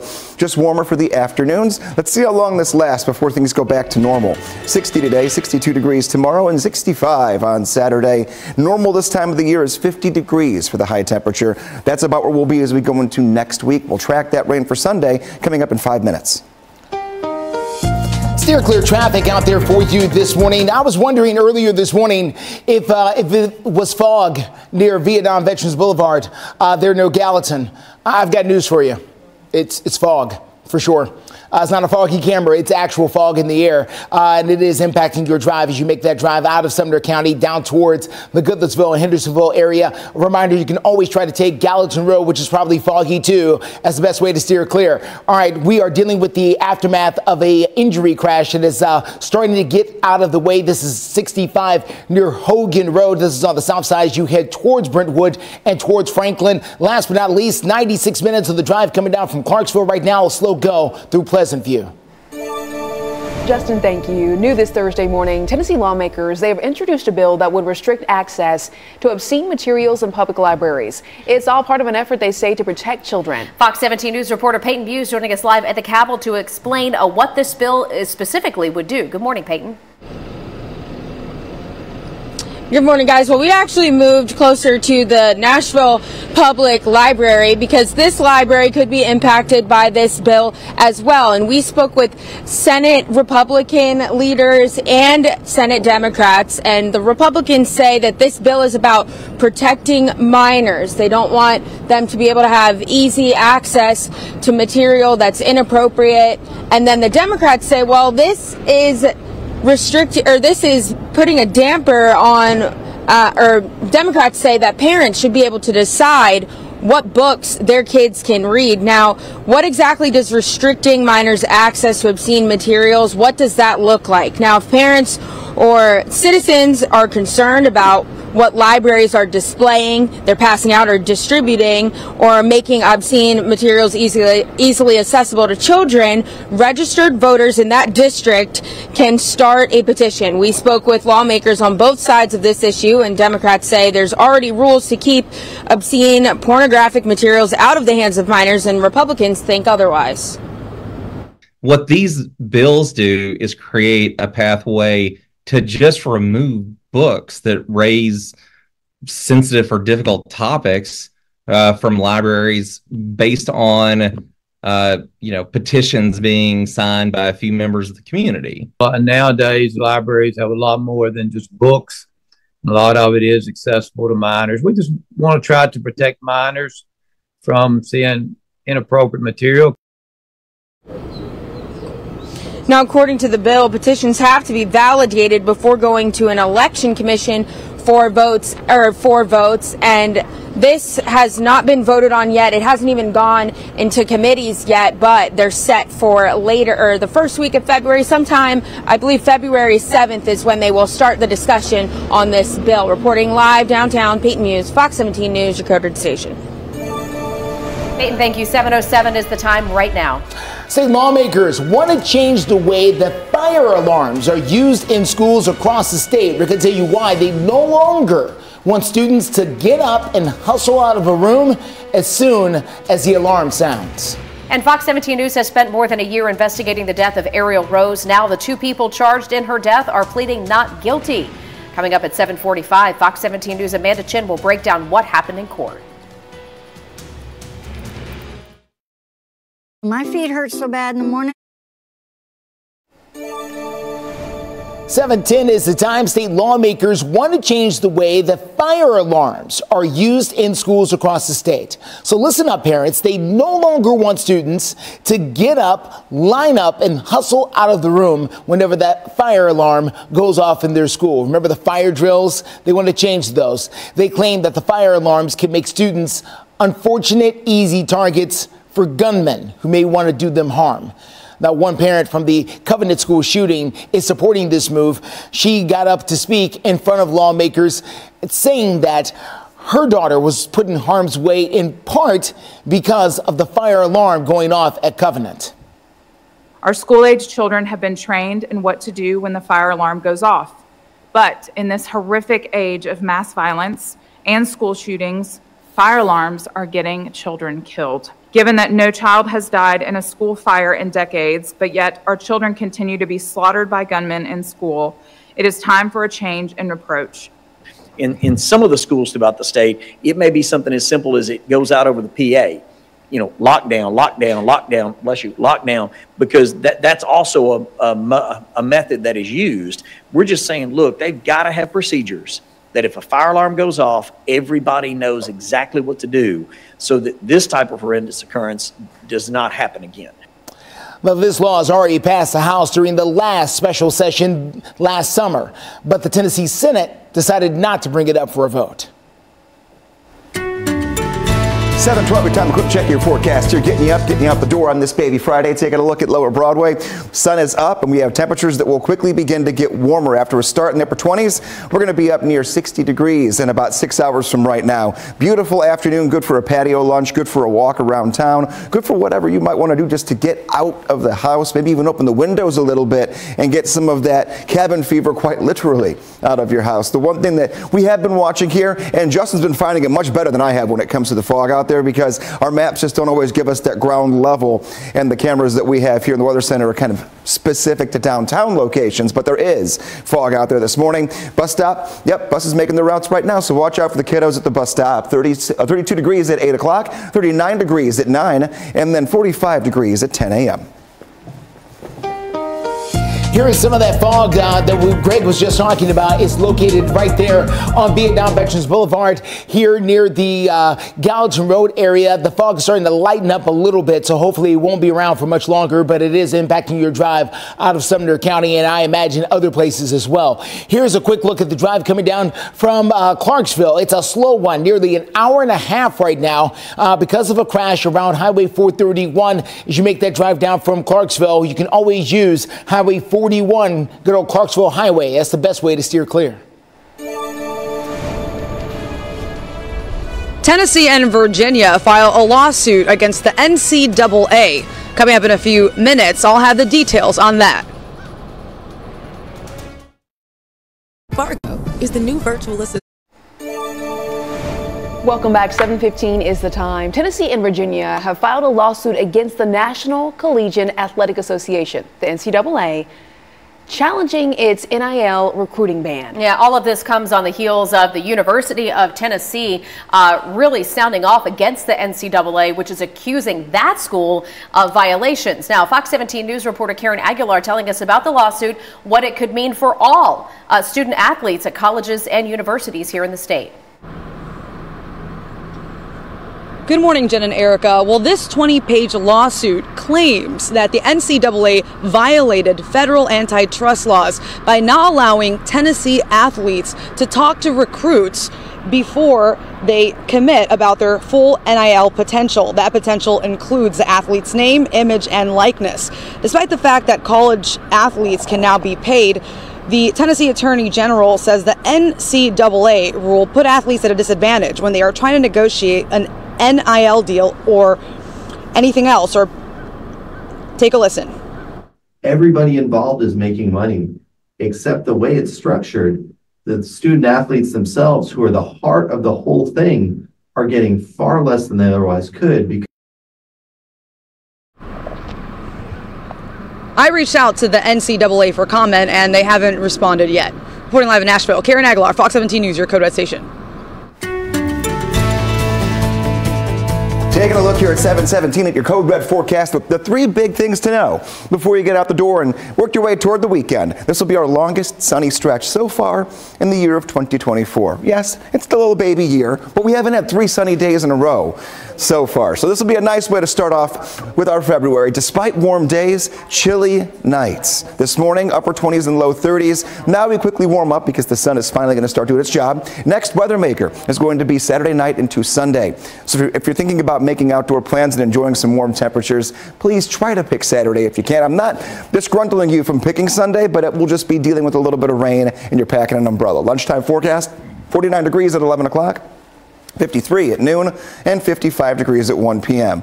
Again, mainly sunny. Temperatures between these two time periods have a shot at hitting 60 degrees. Won't be long that it lasts, but it's a possibility that we get there. Taking a look, I'm actually blocking the sun right there. There it is, our Metro Center camera. Barely a cloud in the sky to start off the day for us today. Looking at the 7-day forecast, there's a split right in the middle where we go 60, 62, 65. Weather maker drop to the mid-50s. Rain comes down periodically, light rainfall morning into the afternoon, and then we get back to near normal. What is normal for this time of the year for highs? Right near 50 degrees. So we'll be a good 10 to 15 degrees above average the next 3 days. Nighttime temperatures, as I mentioned, you're going to still be waking up to wanting to wear the winter coat, but by the afternoon you could be wearing, shorts and t-shirt depending upon who you are and what comfort level 65 is for you for the weekend. Now, a new look at Future Track and that Sunday weathermaker coming up in a few minutes.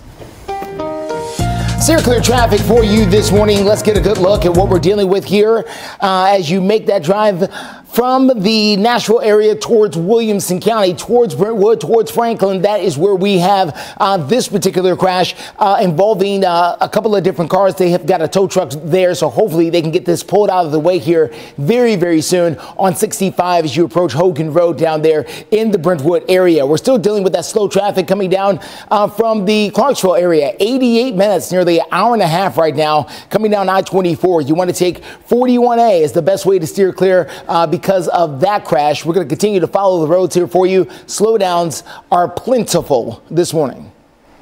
Justin, thank you. We're following updates regarding a 13-year-old Metro Middle School student facing aggravated assault and gun charges. It's very serious.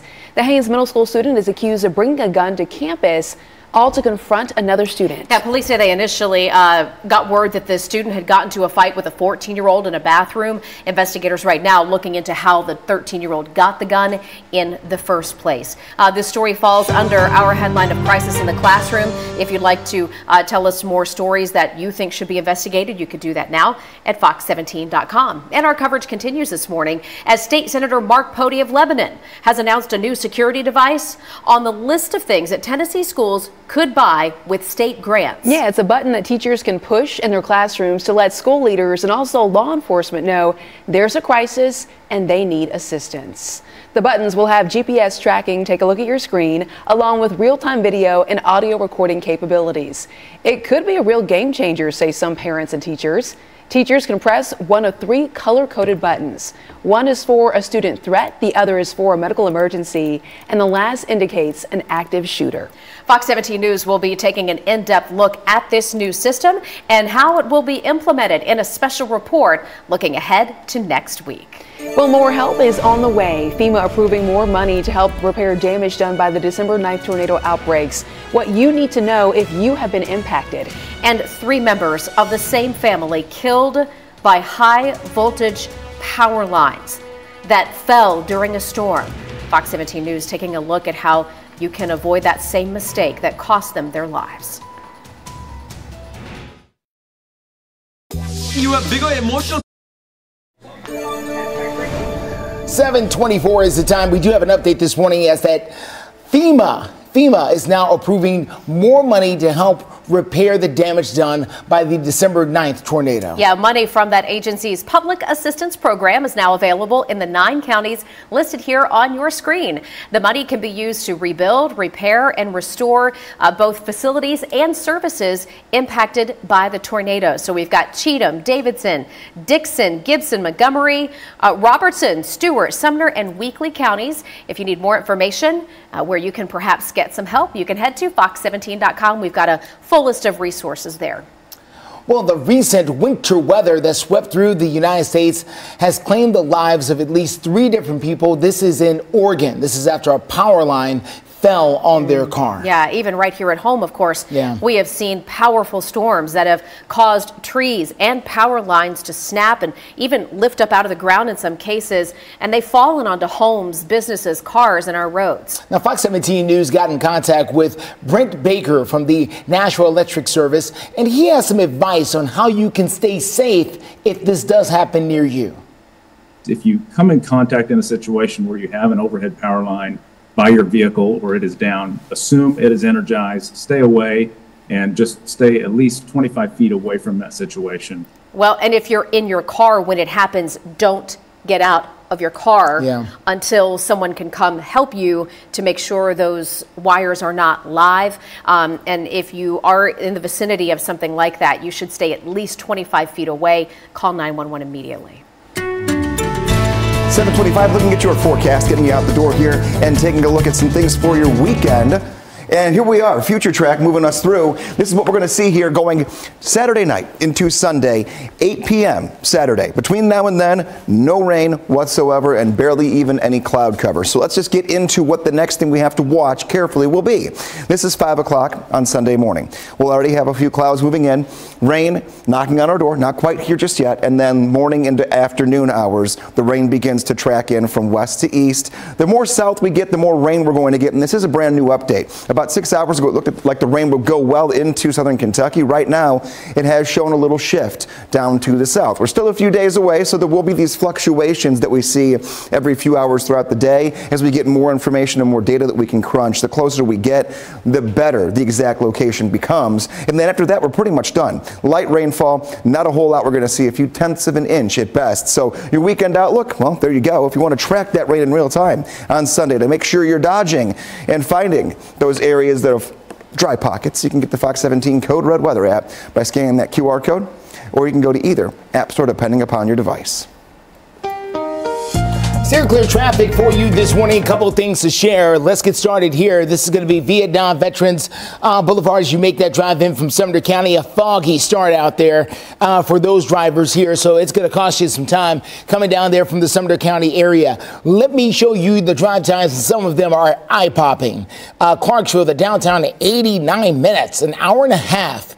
Why? There's a crash as you approach the Jolton area there, approaching Whites Creek on I-24. That's really slowing things down. You can take Highway 41 to steer clear. Murfreesboro to downtown at 75 minutes. That's a normal time, believe it or not, for this time of the day. Hendersonville to downtown, 45 minutes, and a foggy start on Vietnam Vets. Well, this is a big election year, and in Your Voice, Your Vote, we have a reminder from Tennessee's Secretary of State that if you want to vote in the March 5th primary in Tennessee, the deadline to get registered to vote for that is coming up Monday. You can look at sample ballots, find out exactly who is finalized on our Tennessee primary ballot, and all the requirements under the links at fox17.com. Also, keep an eye on the mailbox as well. That could be sending you brand new voter locations here in Davidson County. Well, coming up this morning, a heated debate that's happening over at the state capitol that would ban flags, all flags, other than the American flag and the Tennessee state flag to fly in schools. We're going to tell you what people on both sides are saying. I love your dress. You're watching Fox 17 News This Morning, your Code Red station. Lawmakers introduce a bill that could remove books from public libraries. We'll hear from both sides coming up next. And let's get ready for it. 60s for a couple days in a row and some sunshine. This is very atypical for this time of the year when we go back to normal and how long we can actually enjoy the 60-degree weather. Traffic this morning coming in from the Williamson County area may be a bit slow. We're going to tell you when this crash will get out of your way. We're going to start, though, by thanking you for waking up with us here bright and early on a Thursday morning. For Fox 17 News, I'm Erica Glover. And I'm Jennifer Waddell. We're glad to be your live local news team, always here for you through 9 a.m. We get started with a news story this half hour. Parents have a right to raise their kids with the values that they want to raise them with. And this bill has its origin in parents not being comfortable with the values represented by these flags. It's a hot topic of discussion this Thursday morning, and we do have continuing coverage on a bill aimed to limit the flags that can be displayed over at public schools. All right, here's the deal. State law right now requires all public schools to have an American flag up and visible. Well, now State Representative Gino Bolso from Williamson County is sponsoring an amendment that would outlaw all other flags except for the American flag and the state flag. So, for example, one of those flags is the pride flag right behind us here. The bill is likely to pass, but some critics, they're now pushing back.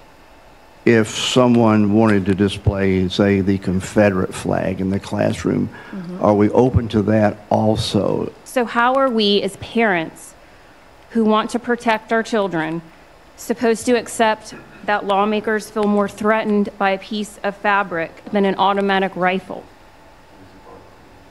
If you would like to follow more about this bill, we do have it up on fox17.com. Do want to let you know the bill was delayed this week in the House, but it will likely be back. We'll keep you posted both on air and online.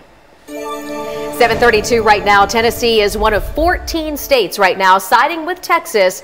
This comes as Congress cannot seem to find a bipartisan way through to make some kind of a change on the border crisis. Back in October, the Tennessee National Guard Transportation Unit deployed 125 soldiers to the border for a year-long mission. Now Governor Lee has pledged additional efforts supporting Texas as it aims to block federal agents' access to entry points, hoping to slow illegal migrants from entering the country.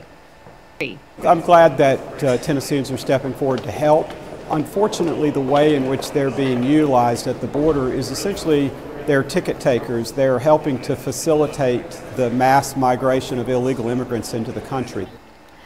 And in case you missed it, just last week, we reported the Supreme Court ruled 5-4 to vacate an injunction from an appeals court and allowed federal border agents to go in and take down razor wire that Texas Governor Greg Abbott had put up at the border. His response to that was not only to not take it down, but to put up more. Also new this Thursday morning, lawmakers introducing a bill that would restrict minors' access to obscene materials when it comes to our public libraries. And Fox 17 News reporter Peyton Muse is joining us live in Nashville to explain what this bill looks like. Good morning. Good morning, Erica and Jen. So that material could be in public libraries, just like this one in downtown Nashville. And Democrats say that there's laws in place that stops the distribution of obscene materials, and Republicans say that's not always the case. And the bill aims...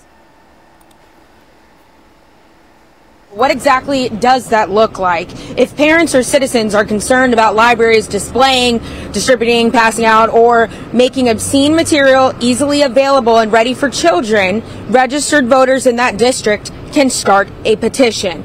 We spoke with lawmakers on both sides of this issue. Democrats say they've already seen efforts to remove books from schools. This time it's public libraries. And Republicans say it's about keeping this material out of the hands of kids. Just because people sign a petition, that doesn't mean that they have any right to tell the rest of us how we should be raising our children. We hear from parents, and we've heard from parents, that obscene material or inappropriate material they feel like is in some of the public libraries. According to the bill, petitions have to be validated before going to an election commission for votes. And now next week on February 7th, their committees will start the discussion on this. Reporting live downtown, Peyton Muse, Fox 17 News, your coded station. 7:35, looking at your forecast, and what is new as you're waking up this morning compared to yesterday? Well, our temperatures are going to be above average. We're still cold for now. Give it 2-3 hours. Temperatures climbing up near 60 degrees today. And the sun, the beautiful sun, going to be here not just for one day and then back to cloud cover. We get a streak of it. It could be our longest streak so far this year. The year is young, but we have not had more than 2 days in a row of sunshine since the new year. No rain until the weekend, so we're all clear for code red. Looking downtown, there's no fog downtown, but we have had fog, especially if you get east and north of the Nashville area this morning in pockets, but it's been out there. Sunshine is the rest of the name of the game for us here. So colder. Watch out for those areas of fog, and I mean colder for right now than yesterday morning. The afternoon does get considerably warmer, and they'll show you right here on your extended forecast. 60 degrees for today, 62 tomorrow, 65 degrees for Saturday. Those 3 days well above normal. 50 degrees is normal for this time of the year. That's where we're going to be next week. We have to talk about Sunday. If you have weekend plans, I will talk in depth about when the rain moves in Sunday into Monday, coming up in 5 minutes. Steer clear traffic, everybody. So here is what we are facing. This is going to be 65 at Hogan Road as you make that drive into town, coming there from the downtown Nashville area, going towards Brentwood, towards Franklin. That is where that particular accident is, where police are still there on the shoulder of the road. TDOT blocking that outside lane. Looks like the HOV lane there. So be careful. You can take Franklin Pike is the best way to steer clear.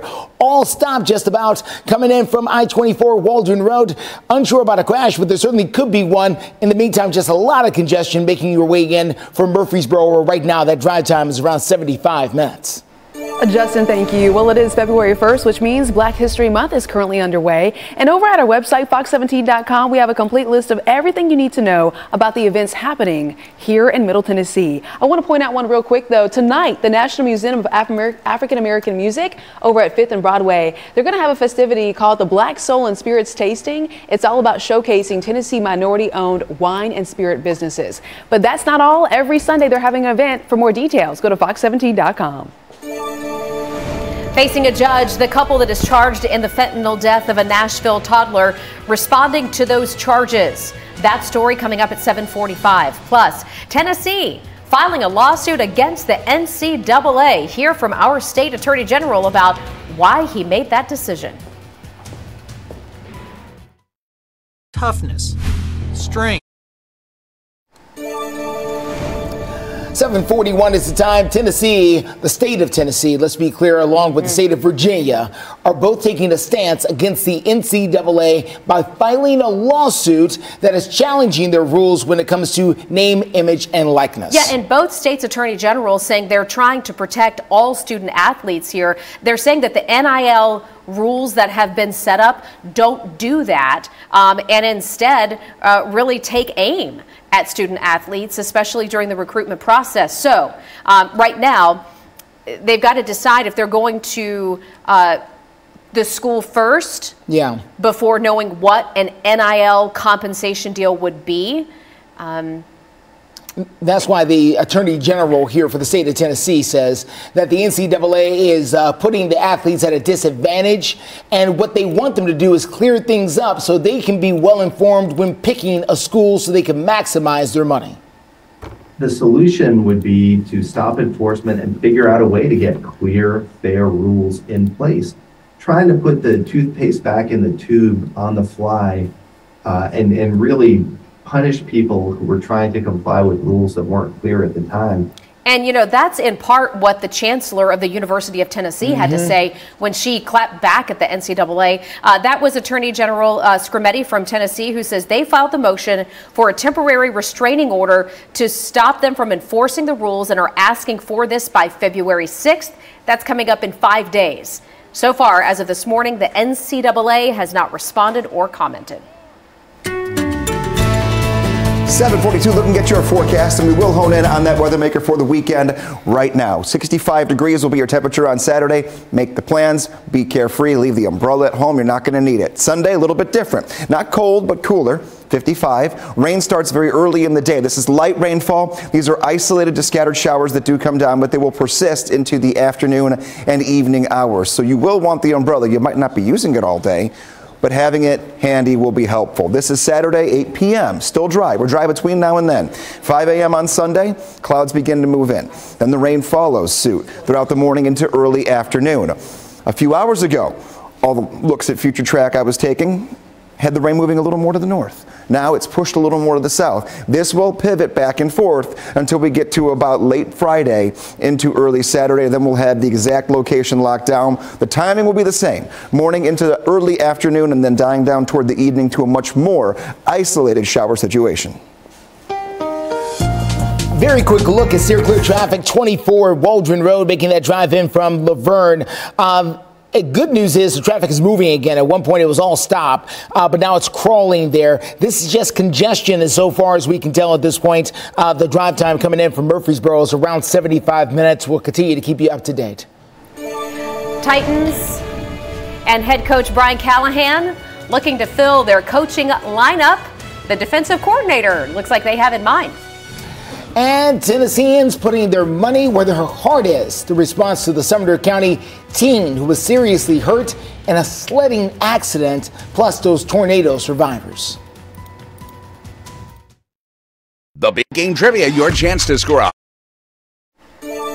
This morning, the two indicted in the fentanyl death of Ariel Rose pleaded not guilty in their first court appearance. It was yesterday. Police say Melissa Sutton and Jesse Mashburn, they had been watching Ariel Rose when she was found unresponsive. And Fox 17 News reporter Amanda Chin has been following the story for months now. She was at the arraignment just yesterday, giving us an update on what they had to say for themselves when they faced that judge.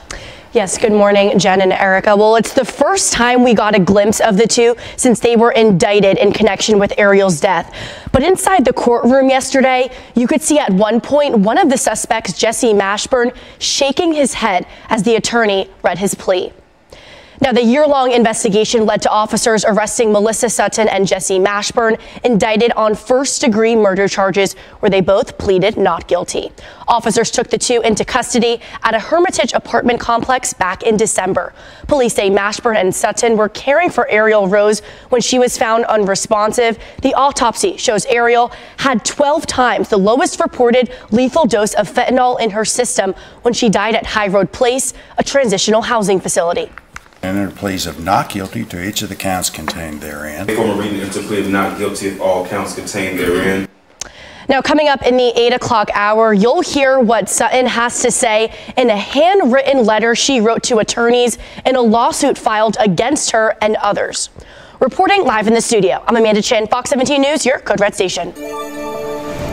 Amanda, thank you. Happening in your community, we have continuing coverage on help coming to very worthy causes. Westmoreland's Booster Club telling Fox 17 News that their group collected $3,000 for 17-year-old Mary Atkins. Showing you a photo of the teenager right here. She broke her spinal cord after a sledding accident during last month's winter storm.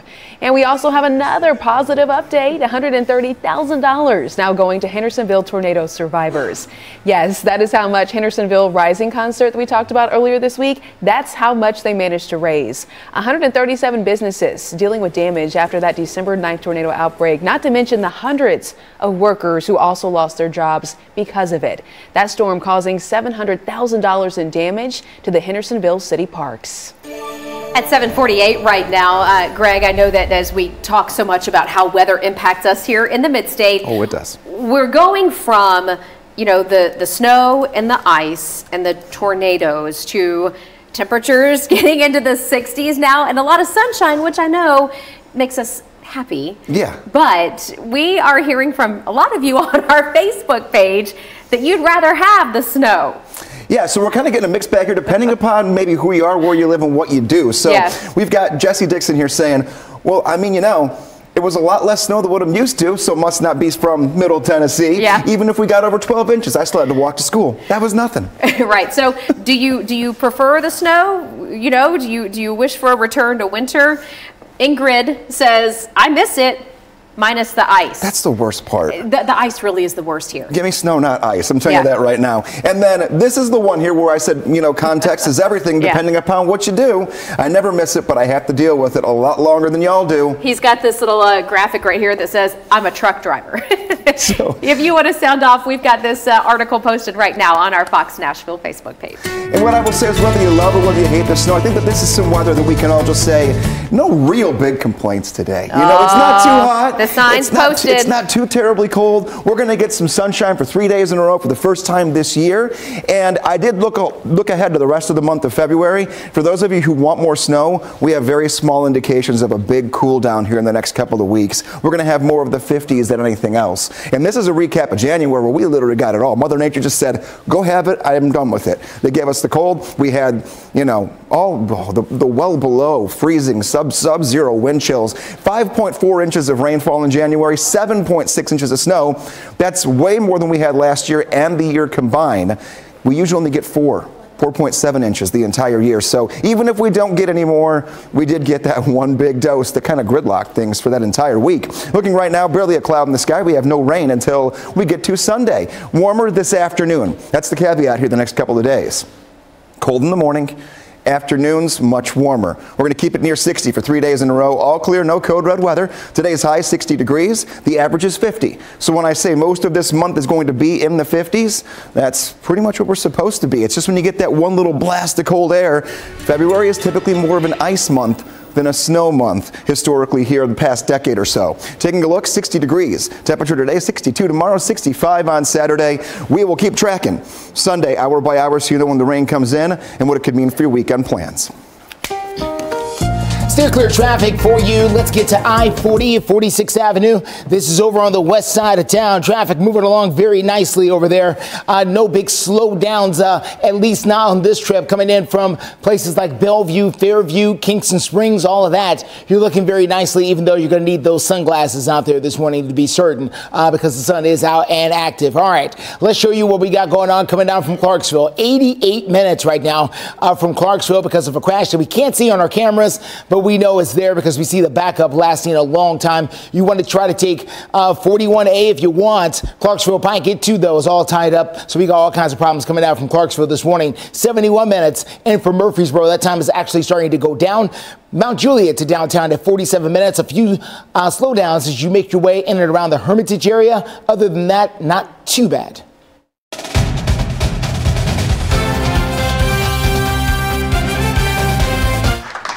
Starting at left wing, 13, Trenton. Start at center, 10, Sissons.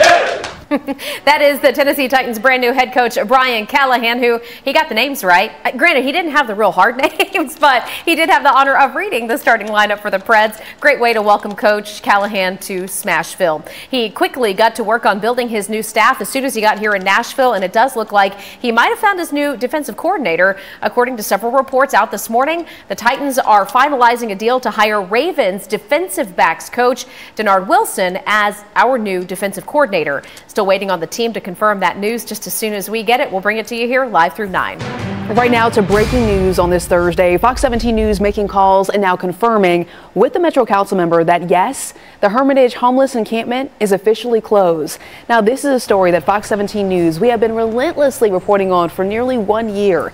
And we began reporting on the Hermitage encampment off of Old Hickory Boulevard and Andrew Jackson Parkway. Now people living near this camp, they have complained about drug use and trash left behind for months. I mean, look at this video to get a better idea of what we're talking about. They also told us about concerns of drug use and issues related to crime. We're going to have so much more on this breaking news story coming up throughout our newscast, and of course this evening at 5:30, 9 o'clock, and go to fox17news.com, fox17.com rather, to get all of our previous coverage. Well, the clock is ticking on Zoolumination. How much longer you have to see the nation's largest Chinese Lantern Festival right here in Nashville, and we're going to share how you could win the chance to visit for free.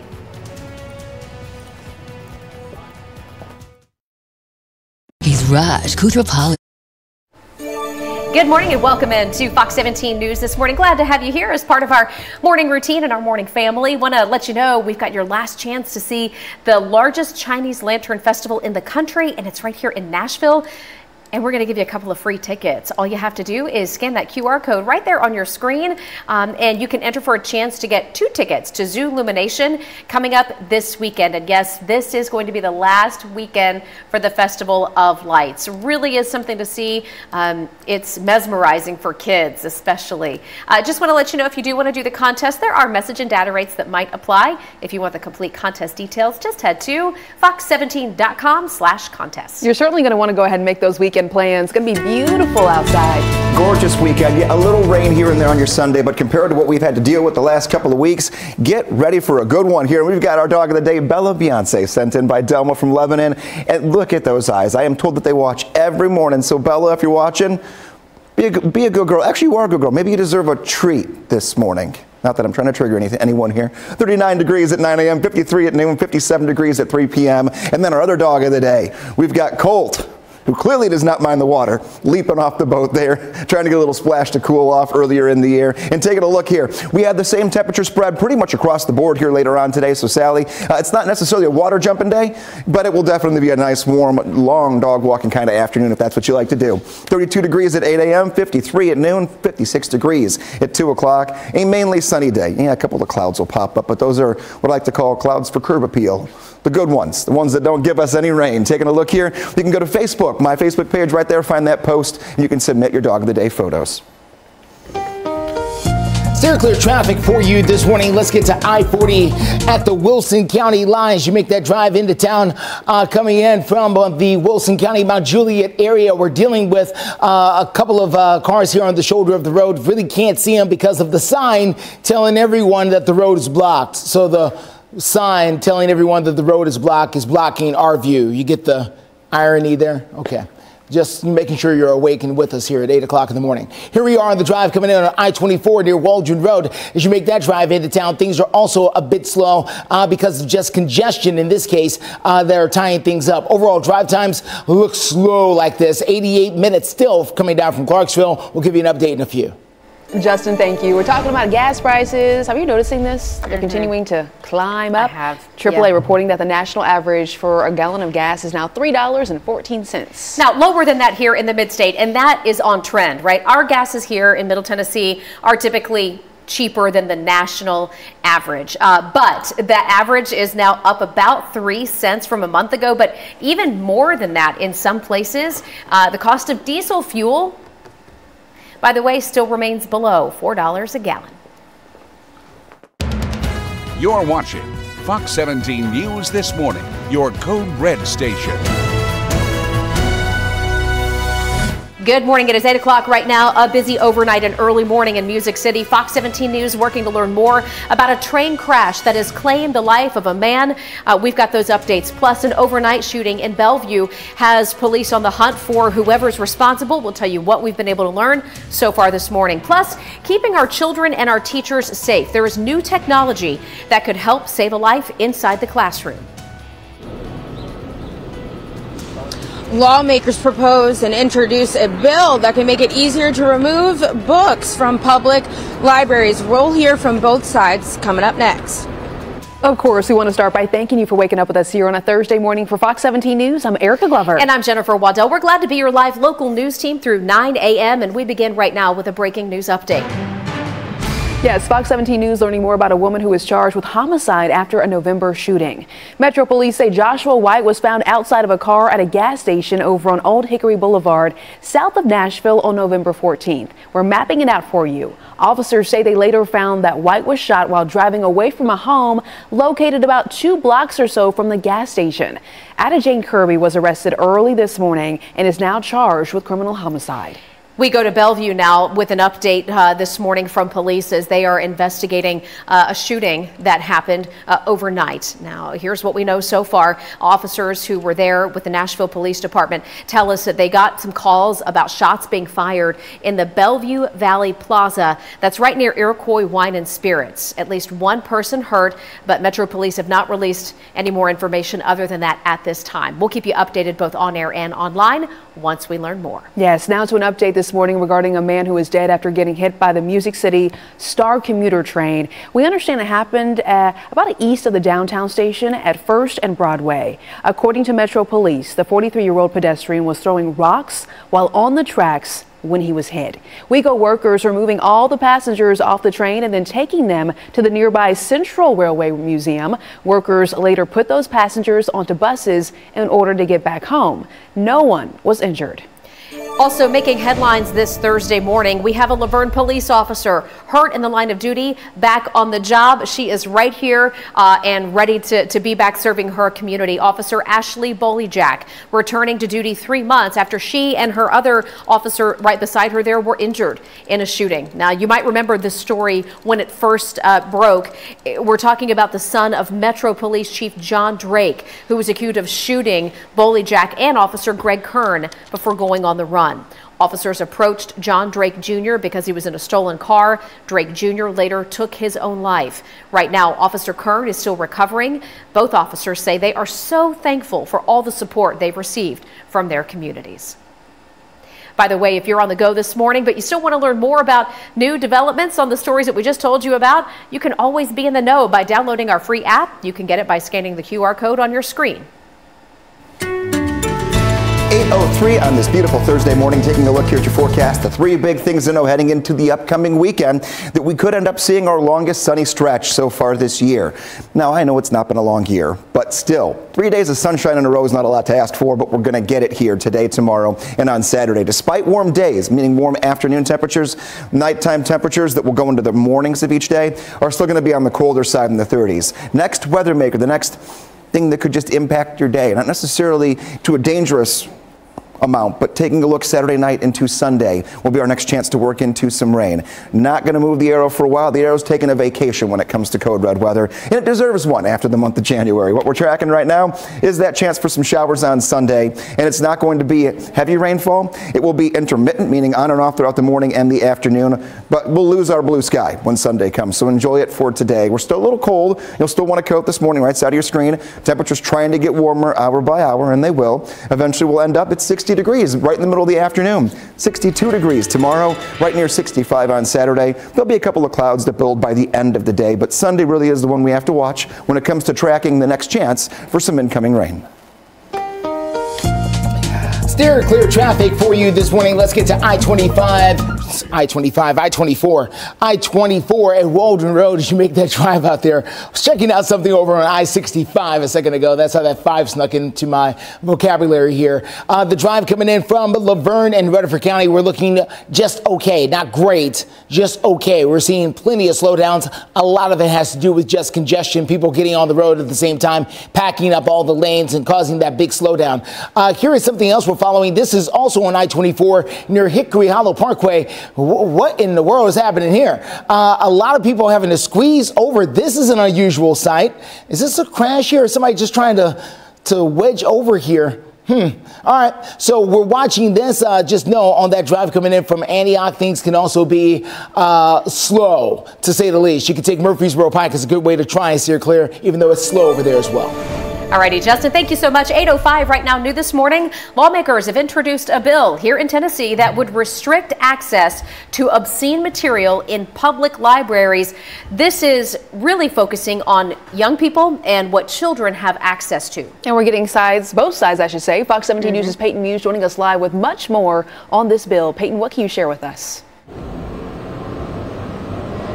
Good morning, guys. So the material could end up or could already be in any public library in Tennessee. Some libraries may have some of the materials that's in question. Some libraries may not. And one of those libraries could be the downtown Nashville Public Library. And Republican lawmakers say they're just trying to keep this material out of the hands of minors. And Democrats say that there's already laws in place that stops the distribution of obscene material. Now, the bill aims to restrict minors' access to obscene materials. So what exactly could that look like? Now, if parents or citizens are concerned about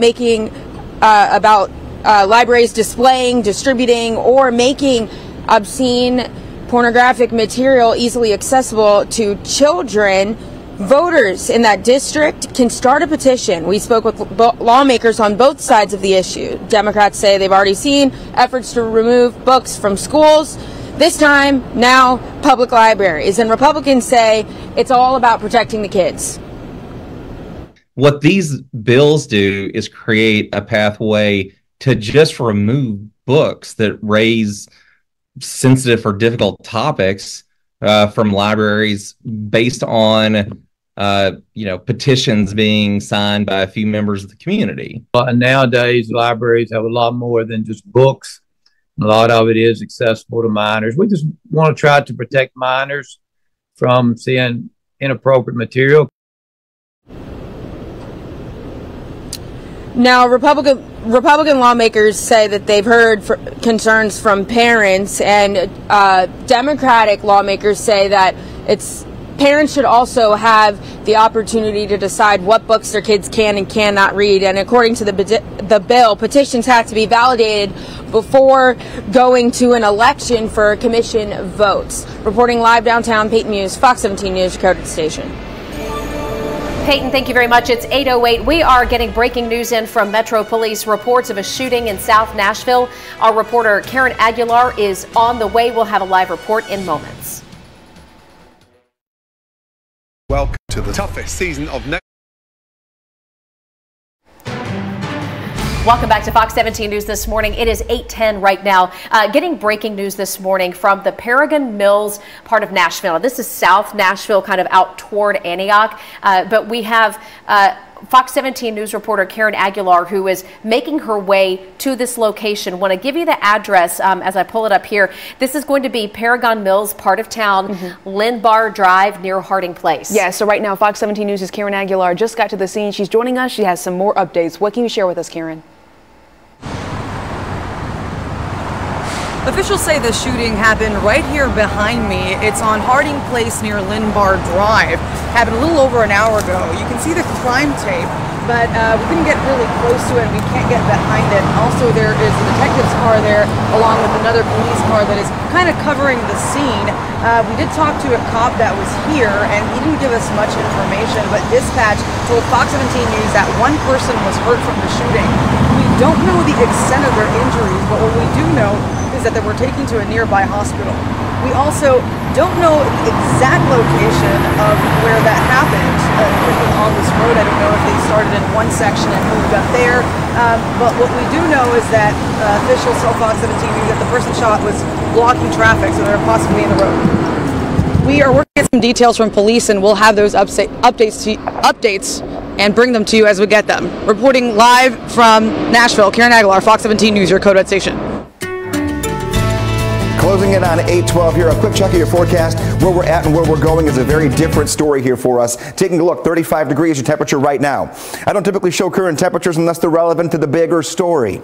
Upper 20s and 30s, you would think, it's going to be a cold day. No, we're going to be up near 60 in about 5 hours from right now. Very warm temperatures, 50s the entire afternoon, 60 for maybe an hour or two if we're lucky. But we're in that ballpark. So car wash this afternoon, you're good. Aces tomorrow as well. Green lights for Thursday, Friday, and Saturday. We're going to go yes, yes, yes across the board. There's one day in the next 7 when some rain's going to move into the forecast, and it's going to be right in the middle of your weekend. So we're going to take a look here at the big picture, break down how we get there in about 5 minutes, and then we'll get a brand new look at Future Track in less than 10 minutes and give you a new timeline of what's moving our way for the upcoming weekend. Steer clear traffic for you this morning. Let's take a look at what we're dealing with. A couple of different things all in the same frame. We have got that scene of a slow go on I-24 Waldron Road as you make that drive in from Rutherford County out there this morning. It is a slow go because of congestion building up out there on the road. Around 70 minutes right now getting in from Murfreesboro. We're also watching the Laverne Police Department conduct some type of traffic stop or investigation right here. This is on the Waldron overpass there right before or after you get on to I-65, before the ramp, that is, so you can see it there for yourself. So heads up on that area, give them some room to operate. Of course, we'll continue to follow things throughout the morning, let you know exactly what we find. Steer Clear Traffic is live and local with you through 9. Well, state lawmakers want to change the way that fire alarms are used in schools across the state of Tennessee. They no longer want students to line up and hustle out of the room. So what do they want instead, and why do they want to stop it, and what does it have to do with school shootings? I'll tell you about it coming up in a few. We have some neighbors in East Nashville who say they're terrified to go outside of their homes. The crime spree that targeted 5 different locations, and details on what could be described as the unexpected suspects arrested in this case. Did you know that updated houses 8:16 is the time. State lawmakers want to change the way that fire alarms are used in schools right now. They say they no longer want students to get up, line up, and hustle out of the room like we've been doing now for generations whenever that fire alarm goes off. They say that the fire alarm and filing out of the classroom can make students an unfortunate, easy target for a gunman who's hoping to do harm. Now, one of the parents from the Covenant School shooting says they do support this move. They claim that smoke from the gun used in the Covenant School shooting caused the fire alarm to go off inside the school, which caused more students to come out of the classroom, making them targets for the gunman. Had the students or teachers known there was a shooter in the building, of course they would not have attempted to evacuate. They would have locked down and they would have been safe. But in the first seconds or minutes of an attack, it is impossible for a teacher to make that assessment. There's lots of bills that can make a difference. This is the least of which that we can do, and we're never going to know the kids that we save. But I tried to get this done in special session, and there were other folks that outside of our chamber that thought it was a good idea to wait. Well, we've waited. Ms. Keeney's waited. These folks have waited. I don't want to wait any longer. I want to pass this bill, and I want to make sure statewide that when a fire alarm goes off, the hallways are not flooded with children. Now, you heard the representative mention this law has already passed the House of Representatives one time. That was back during the special session last summer. But the Tennessee Senate decided they did not want to bring it up for a vote. Justin, thank you. Fox 17 News continuing to follow this breaking news situation out of South Nashville. Okay, take a look. We are live here at the scene. It's over in the Paragon Mills area. This is where you can see police. They have confirmed that one person was shot. This area very busy, blocked off right now. You can see the crime scene tape. This is Harding Place and Linbar Drive. We are told the call came in around 6:45 this morning. Dispatch confirming that the shooting, as you can imagine, was certainly impacting the traffic at this very busy intersection. You can see them wrapping up that police tape right now. So our reporter Karen Aguilar is there with our photojournalist Kevin, and I'm curious as we get an update from them in our 8:30 half hour what these two white box trucks have to do with it. Yes. Yeah, because you could see that both of them were confined to that police tape and now both being allowed to go on their way. So we'll get an update from Karen here in moments along with Metro Police. Right now, we'll send it over to Greg, who has an update on your forecast. Good morning. Good morning and great afternoon ahead of us here. Taking a look at the three big things in the forecast. We had some patchy frost and some fog. Those things have been getting better minute by minute over the course of the last half hour. We're going to possibly hit a streak of 60-degree temperatures. We could have as many as 3 in a row. We've got 2 of them in the bag for sure. Let the sun shine in. Oh, let it in today, tomorrow, and also on Saturday. Maybe even crack the windows and kind of get a little bit of that cabin fever. Kind of that muskiness that might still be around. Yeah, get some fresh air in if you can. Take a look here right now. Lower Broadway, some sunshine beating down on the ever-going morning construction and beer trucks here this time of the week. Taking a look, visibility has cleared up significantly, so that's good news. Across the board, the fog is basically lifted for the most part. Taking a look, 60 degrees today. Yeah, that's the iffy one. That's not the one that's in the bag. Upper 50s for everyone, though. 62 degrees on Friday, 65 degrees for Saturday. Sunday's the next big weather maker. We'll look at future track and help you plan out your weekend coming up in 5 minutes. All right, steer clear traffic for you this morning. Let's take a quick look, if we can, at the I-65 at Trinity Lane. That's there on the north side. As you can see, traffic moving there pretty well. No big problems as you make that drive in, other than just a lot of congestion, some slowdowns for certain as you make that drive in as you approach the split. But nothing out of the ordinary is what I'm trying to say about this particular drive right now. This drive on I-24 Waldron Road, a lot of congestion here on the interstate itself. On the secondary road, we're still dealing with that police stop there. That's been interesting to watch at times, but traffic is moving just slowly. Drive times this morning starting to improve. Clarksville was at an hour and a half a few moments ago. Now we're down to around 70 minutes. 68 coming out of Murfreesboro, so 47 in on I-40 from Mount Juliet. Justin, thank you. Now to Operation Crime and Justice, because 3 teenagers are now behind bars, charged in East Nashville crime sprees. More teenagers, unfortunately, and all of these crimes happening within blocks of each other. Metro Police confirming to Fox 17 News that the crimes were committed at 5 different locations over the course of 2 days, all near Shelby Park. Goodness, the teenagers helping multiple unsuspecting victims, or holding, I should say, multiple unsuspecting victims up at gunpoint. They were able to get away with things like wallets and cell phones and even one woman's car. Oof. Joe Luez, a former detective, says to always stay alert, even when you're in safe neighborhoods, because you never know what can happen. Crimes can happen anywhere. Robberies can happen anywhere. You know, an assault could happen anywhere. It doesn't matter where you are. If you're in a mall or a movie theater, you know, something like that could happen. So you always should be aware of your surroundings and be paying attention. So here's what we've been able to learn so far. 17-year-old Kalando Vinoy is facing 2 counts of carjacking and aggravated robbery. 17-year-old Brent Nixon is charged with aggravated robbery. A 16-year-old also facing charges, but police have not released his name. More help is on the way, so just ahead, FEMA approving more money to help repair damage done by December 9th tornado outbreaks. What you need to know in order to get that assistance. When your door is open. Good morning and welcome into Fox 17 News this morning at 8:24, where we are following breaking news out of Paragon Mills. This is south of Nashville, where police are confirming 1 person has been shot. Fox 17 News' Karen Aguilar is live there on the scene right now, trying to get us some more information there just off of Harding Place in South Nashville. I hope Karen can hear us. It looks like she might not be able to and is working fervently to get some information for us. You know, we work on communication all morning long. So Karen, tell us what you've been able to learn.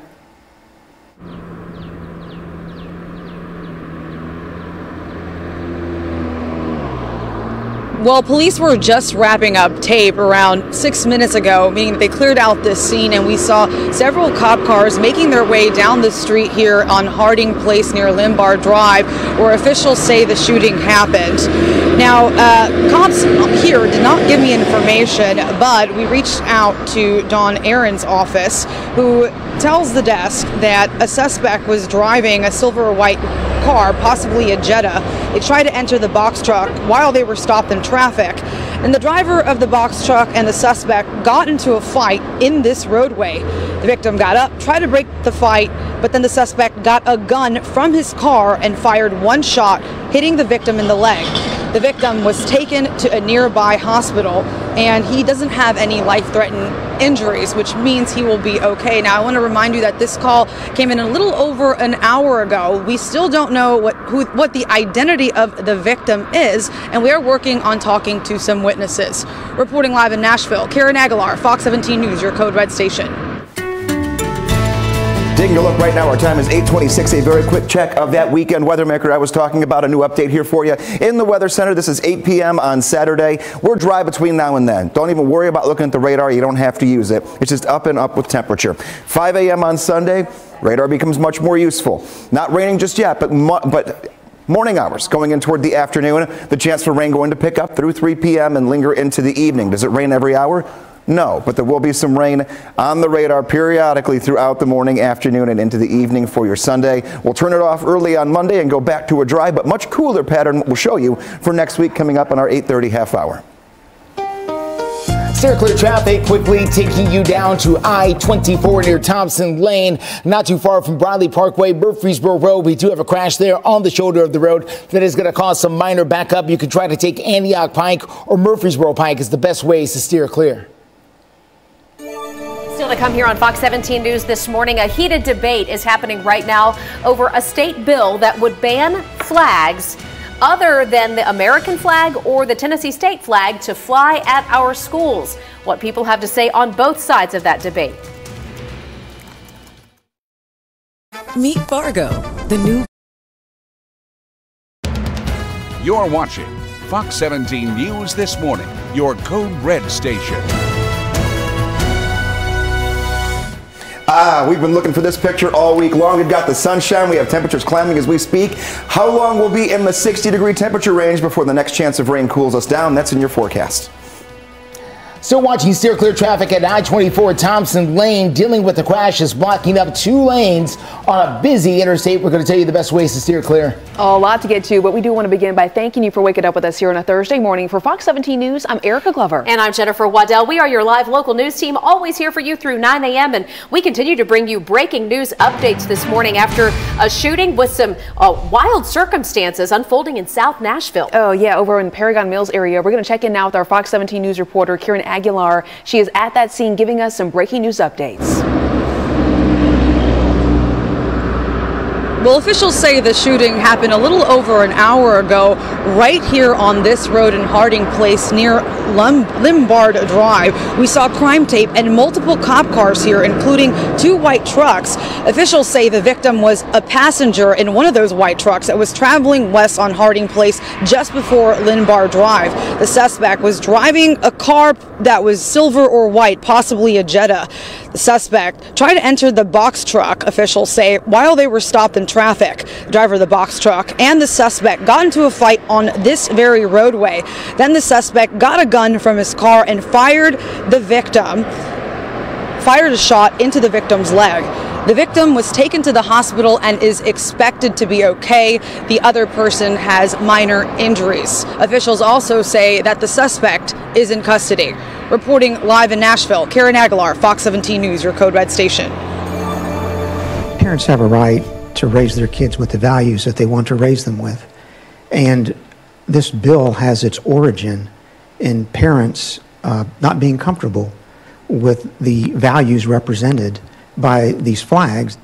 Well, you heard our lawmakers talking there. It's a hot topic of discussion this Thursday morning. We have continuing coverage on a bill that is aimed to limit the flags that can be displayed at public schools. All right, as it stands right now, state law requires all of our public schools to have an American flag up and visible.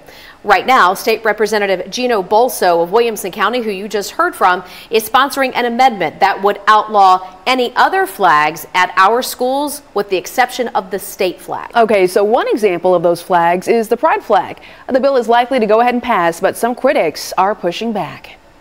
If someone wanted to display, say, the Confederate flag in the classroom, are we open to that also? So how are we as parents who want to protect our children supposed to accept that lawmakers feel more threatened by a piece of fabric than an automatic rifle?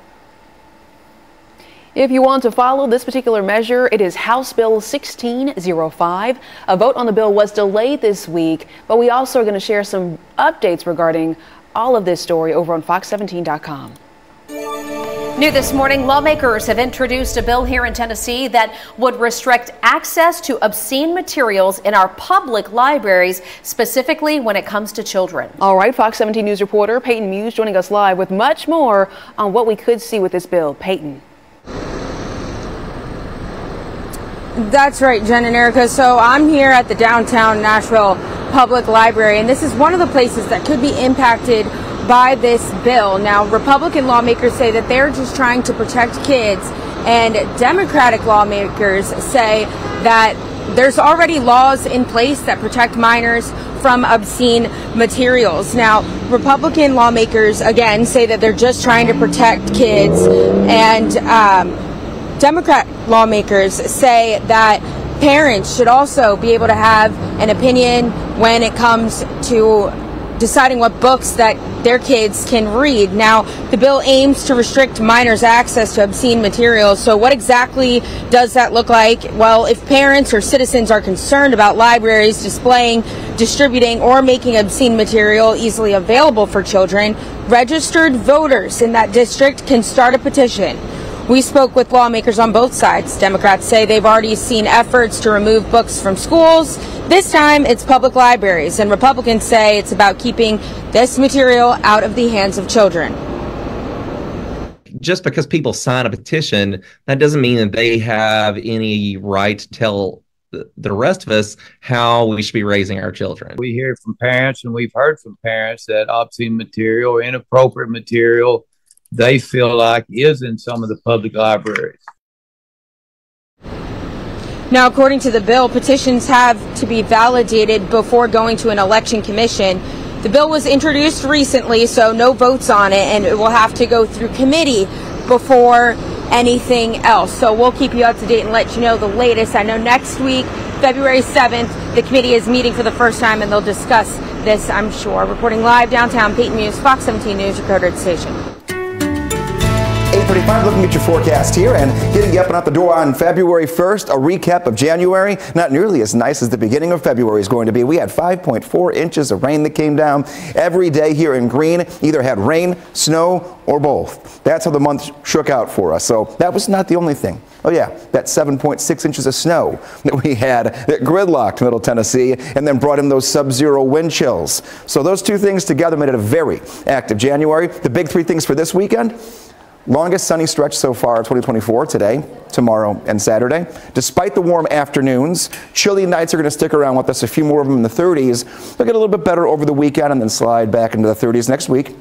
And our next weather maker is Saturday night into Sunday. Coming up in 5 minutes, that's what we're going to tackle, and look at your 7-day forecast.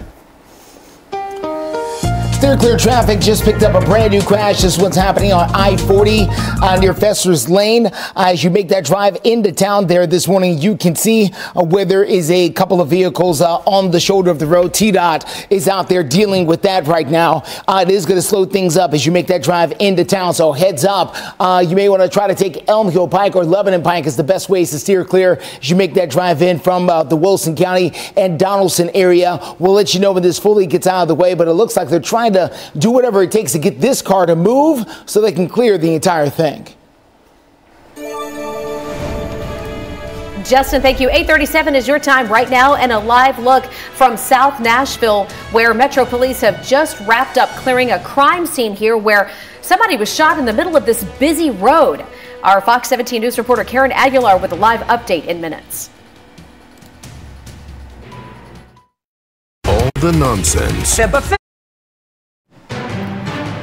Welcome back to Fox 17 News this morning. It is 8:40 right now. We continue to monitor the developments live from near Harding Place in the Paragon Mills part of South Nashville after someone is shot right in the middle of this busy 4-lane road. We have our Fox 17 News reporter Karen Aguilar live there on the scene along with our photojournalist Kevin, working to get more updates to find out exactly what happened here. We'll get to that in about 5 minutes right here on Fox 17 News this morning. First, though, more breaking news updates with Erica Glover. Yeah, we have another breaking news story. This time we are following out of the Hermitage homeless camp, and this is a story that Fox 17 News has been relentlessly reporting about. Well, now we're confirming with a Metro Council member that the Hermitage homeless encampment is officially closed. We're going to show you some video to bring you back up to speed. It's located off of Old Hickory Boulevard and Andrew Jackson Parkway, and like I said, Fox 17 News, we've been covering this story for more than a year. Nearby homeowners telling us that they were upset about the rampant drug use, the trash, the crime. Families telling us they just did not feel safe visiting this area. If you would like to catch up on our previous coverage, you can do so. Go to fox17.com. 8:41 your time, taking a look at your forecast as promised. Let's get your weekend planned for you so you know what's coming your way. And we'll get to that momentarily. There we go. Make your plans for Saturday. Rain arrives early on your Sunday. So Saturday's the pick of the two when it comes to being a dry day. Sunday not going to be a washout. It's not heavy rain. It's not severe weather. Light on and off intermittent showers that will be there throughout the entire day. So have an umbrella with you that day. Leave it at home on Saturday and you'll be in a good place. Above average temperatures both days and a little bit warmer for the overnight temperatures as well. This is where we're going. This is 8 p.m. on Saturday. Between now and then, not a drop of rain we have to worry about. Here we go into the morning of Sunday, 5 a.m. Rain not quite here yet. Later in the morning into early afternoon, the greens begin to move in. The lighter the green and the greenish gray, the lighter the rainfall. That's good stuff. And then by the time we get toward Monday morning, all of this will be out of here and will dry up for the rest of the week. Steer clear traffic this morning takes us to the north side. This is going to be I-65 at Dickerson Pike. Yeah, boy, yeah. It's slow up there, no question about it. As you make that drive in, you want to try to take, if you can, Ellington Parkway, Dickerson Pike itself, Gallatin Road are good ways to steer clear. Yes, you got to deal with stoplights over there, but it may be less frustrating than all of this stop and go and dodging in and out of the lanes here, trying to make your way into town because it only gets worse from here. Here are the drive times right now coming in from Clarksville, 69 minutes, still over an hour coming in from Murfreesboro, 38 minutes right now coming down 65 in Vietnam Vets from the Hendersonville area where the fog has cleared. Justin, thank you so much. The couple who has been charged in the fentanyl death of a Nashville toddler face a judge. What they have to say coming up in about 3 minutes. It's not extra to want extra. Welcome back into Fox 17 News this morning. An update now to the breaking news this morning out of Paragon Mills, where Metro Police are confirming one person has been shot right in the middle of a busy 4-lane road. And they're still trying to track down who's responsible. Fox 17 News' Karen Aguilar joining us live from that scene on Harding Place with much more. That's right. Officials say the shooting happened right here on Harding Place near Linbar Drive. It happened a little over an hour ago, and it could be attributed to potentially a road rage incident. How it all started was that officials say that the victim and the suspect were going down this road and were stuck in traffic when the victim then attempted to get into the other person's truck. Afterwards, they got into a fight, and the suspect pulled out a gun and shot the victim in the leg. Now, that victim was taken to a nearby hospital and is expected to be okay. The suspect, however, is not in custody at this time. Reporting live in Nashville, Karen Aguilar, Fox 17 News, your Code Red station. Karen, thank you. Developing right now, the two indicted in the fentanyl death of Ariel Rose say they are not guilty. We're talking about Melissa Sutton and Jesse Mashburn, who entered that plea in court in the morning. Fox 17 News reporter Amanda Chin was inside the courtroom yesterday when this all happened and joins us live this morning to bring us up to speed. Entered pleas of not guilty to each of the counts contained therein. Former reading entered plea of not guilty of all counts contained therein. The year-long investigation led to officers arresting Melissa Sutton and Jesse Mashburn back in December, indicted on first-degree murder. The autopsy shows Ariel had 12 times the lowest reported lethal dose of fentanyl in her system when she died at High Road Place, a transitional housing facility. But a handwritten letter from Sutton to attorneys representing Ariel's grandfather in a civil lawsuit reveals new allegations. In the note, Sutton writes that she is also speaking on behalf of Mashburn. It reads in part, "In my own words, we both loved and deeply cared for Ariel and are devastated by her untimely death. We do feel like we are not to be blamed for her death by any of our actions, however." Sutton goes on to say they were good tenants and allege Ariel did not get fentanyl from either of them and never had it in their apartment. Amy Luffman lived at High Road Place and recalls a different scenario with Sutton and Mashburn. Ariel was starting to call Missy Mama. I never in my life seen someone not act upset after the death. Like, no tears were shed, just kind of nonchalant. The suspect goes on to say Ariel was always happy under our care. She was well fed, clean, clothed, and paid attention to, and says Ariel stayed with the pair many times, sometimes for days at a time. She then accused Ariel's grandmother, a tenant at High Road, of not properly caring for the toddler, where Ariel would be dirty and could be found walking in the hallways by herself in a dirty diaper. Sutton ends the letter by saying nothing will bring Ariel back to us, but as far as Jesse and I are concerned, you are punishing the wrong people. All right, Amanda Chin joining us live here in studio to talk more about this. I know a lot of folks are wondering, okay, what's next? Yeah, so the suspects are due back in court May 29th, so we have a few months to go before we hear from them again. But I just found this letter interesting and fascinating because it's the first time we've heard from one of them and their account of what they say happened, and they are very much strongly believe that they should not be held responsible for this, but ultimately we'll see in a few months what happens. Yeah, Amanda Chin, thank you so much for joining us. If you'd like to catch up on her reporting, go to fox17.com, search Ariel Rose. 8:49, taking a look at your forecast, and we'll do today's forecast with one of our four-legged friends. Here's your dog of the day, Bella Beyonce, sent in by Delma. And good morning, Bella and Delma. I'm told that you guys watch every morning. Thank you for waking up with us. 39 degrees at 9 a.m., 53 at noon, and 57 degrees at 3 p.m. Good looking forecast the entire day. And we got another one. Look at Colt. Colt has got some ups and clearly does not mind jumping into the lake and getting a little bit of a relief from the heat in the summertime. Taking a look, 39 again, just to kick off the morning. Once we get to the afternoon, everything is much, much better. How do we know that? Well, we've been watching the forecast very carefully throughout the last week, and nothing has changed. We've actually made these temperatures get a little bit warmer throughout the week. So today, 60 degrees. Tomorrow, 62, 65 on Saturday. Been talking about it all morning and tracking it for you. Waking up to rain moving in, light rainfall on Sunday, and it will be on and off, very light throughout the morning and afternoon, and a little bit cooler in the mid-50s. Once that rain moves out, we go back to near normal at 50, right around 50, Monday through Wednesday of next week. Steer clear traffic for you this morning. Let's get a quick look here at 65 at Boers Lane, making that drive down from the Brentwood and Franklin area. You can see for yourself, traffic is moving even though things are congested, crowded out there on the roads as you make that drive in. You can always use Franklin Pike if you don't like what you see here, and try your luck there if you're trying to get into Nashville from the Franklin and Brentwood area. Here is the other side of the game, 65 at Dickerson on the north side there, coming towards Trinity Lane. Also a slow go, also due to a lot of congestion there. You could try to take Dickerson Pike or Gallatin Road. That's the best way to steer clear from that direction. Ellington Parkway, also a good option if you can get to it. The traffic is easing up coming down from Clarksville, 69 minutes on that drive. Still over an hour coming in from Murfreesboro. Just a lot of packed in traffic there, 38 minutes in from Hendersonville right now.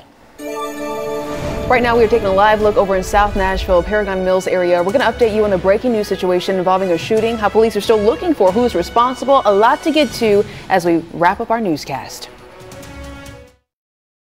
Score amazing deals and get ready for the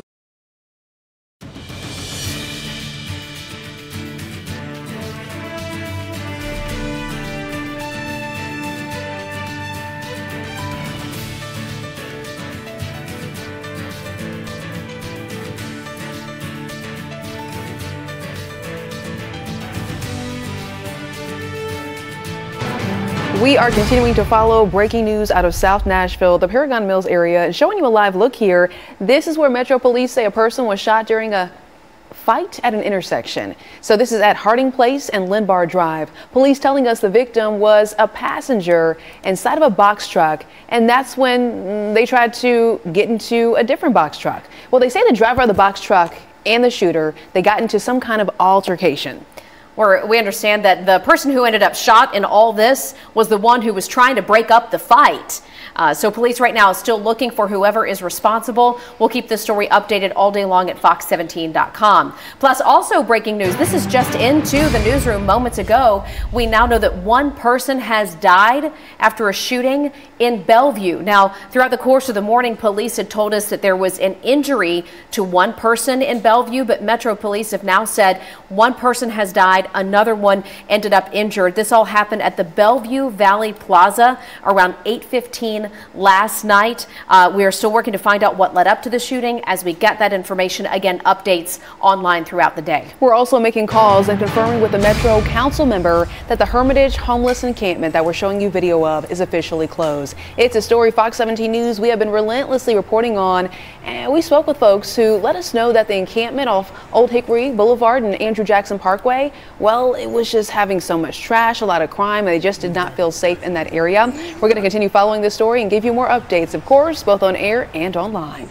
And an update right now as one man is dead after being hit by the Music City Star commuter train. This is the only commuter train in the Nashville area. It happened just east of downtown Nashville, near the station at First and Broad. Yeah, so according to Metro Police, the 43-year-old pedestrian was throwing rocks while on the tracks when he was hit. WeGo workers, they had to get all the passengers off the train, and then they got them to a nearby Central Railway Museum area. Workers put them on buses in order to get back home. None of the passengers, though, were injured.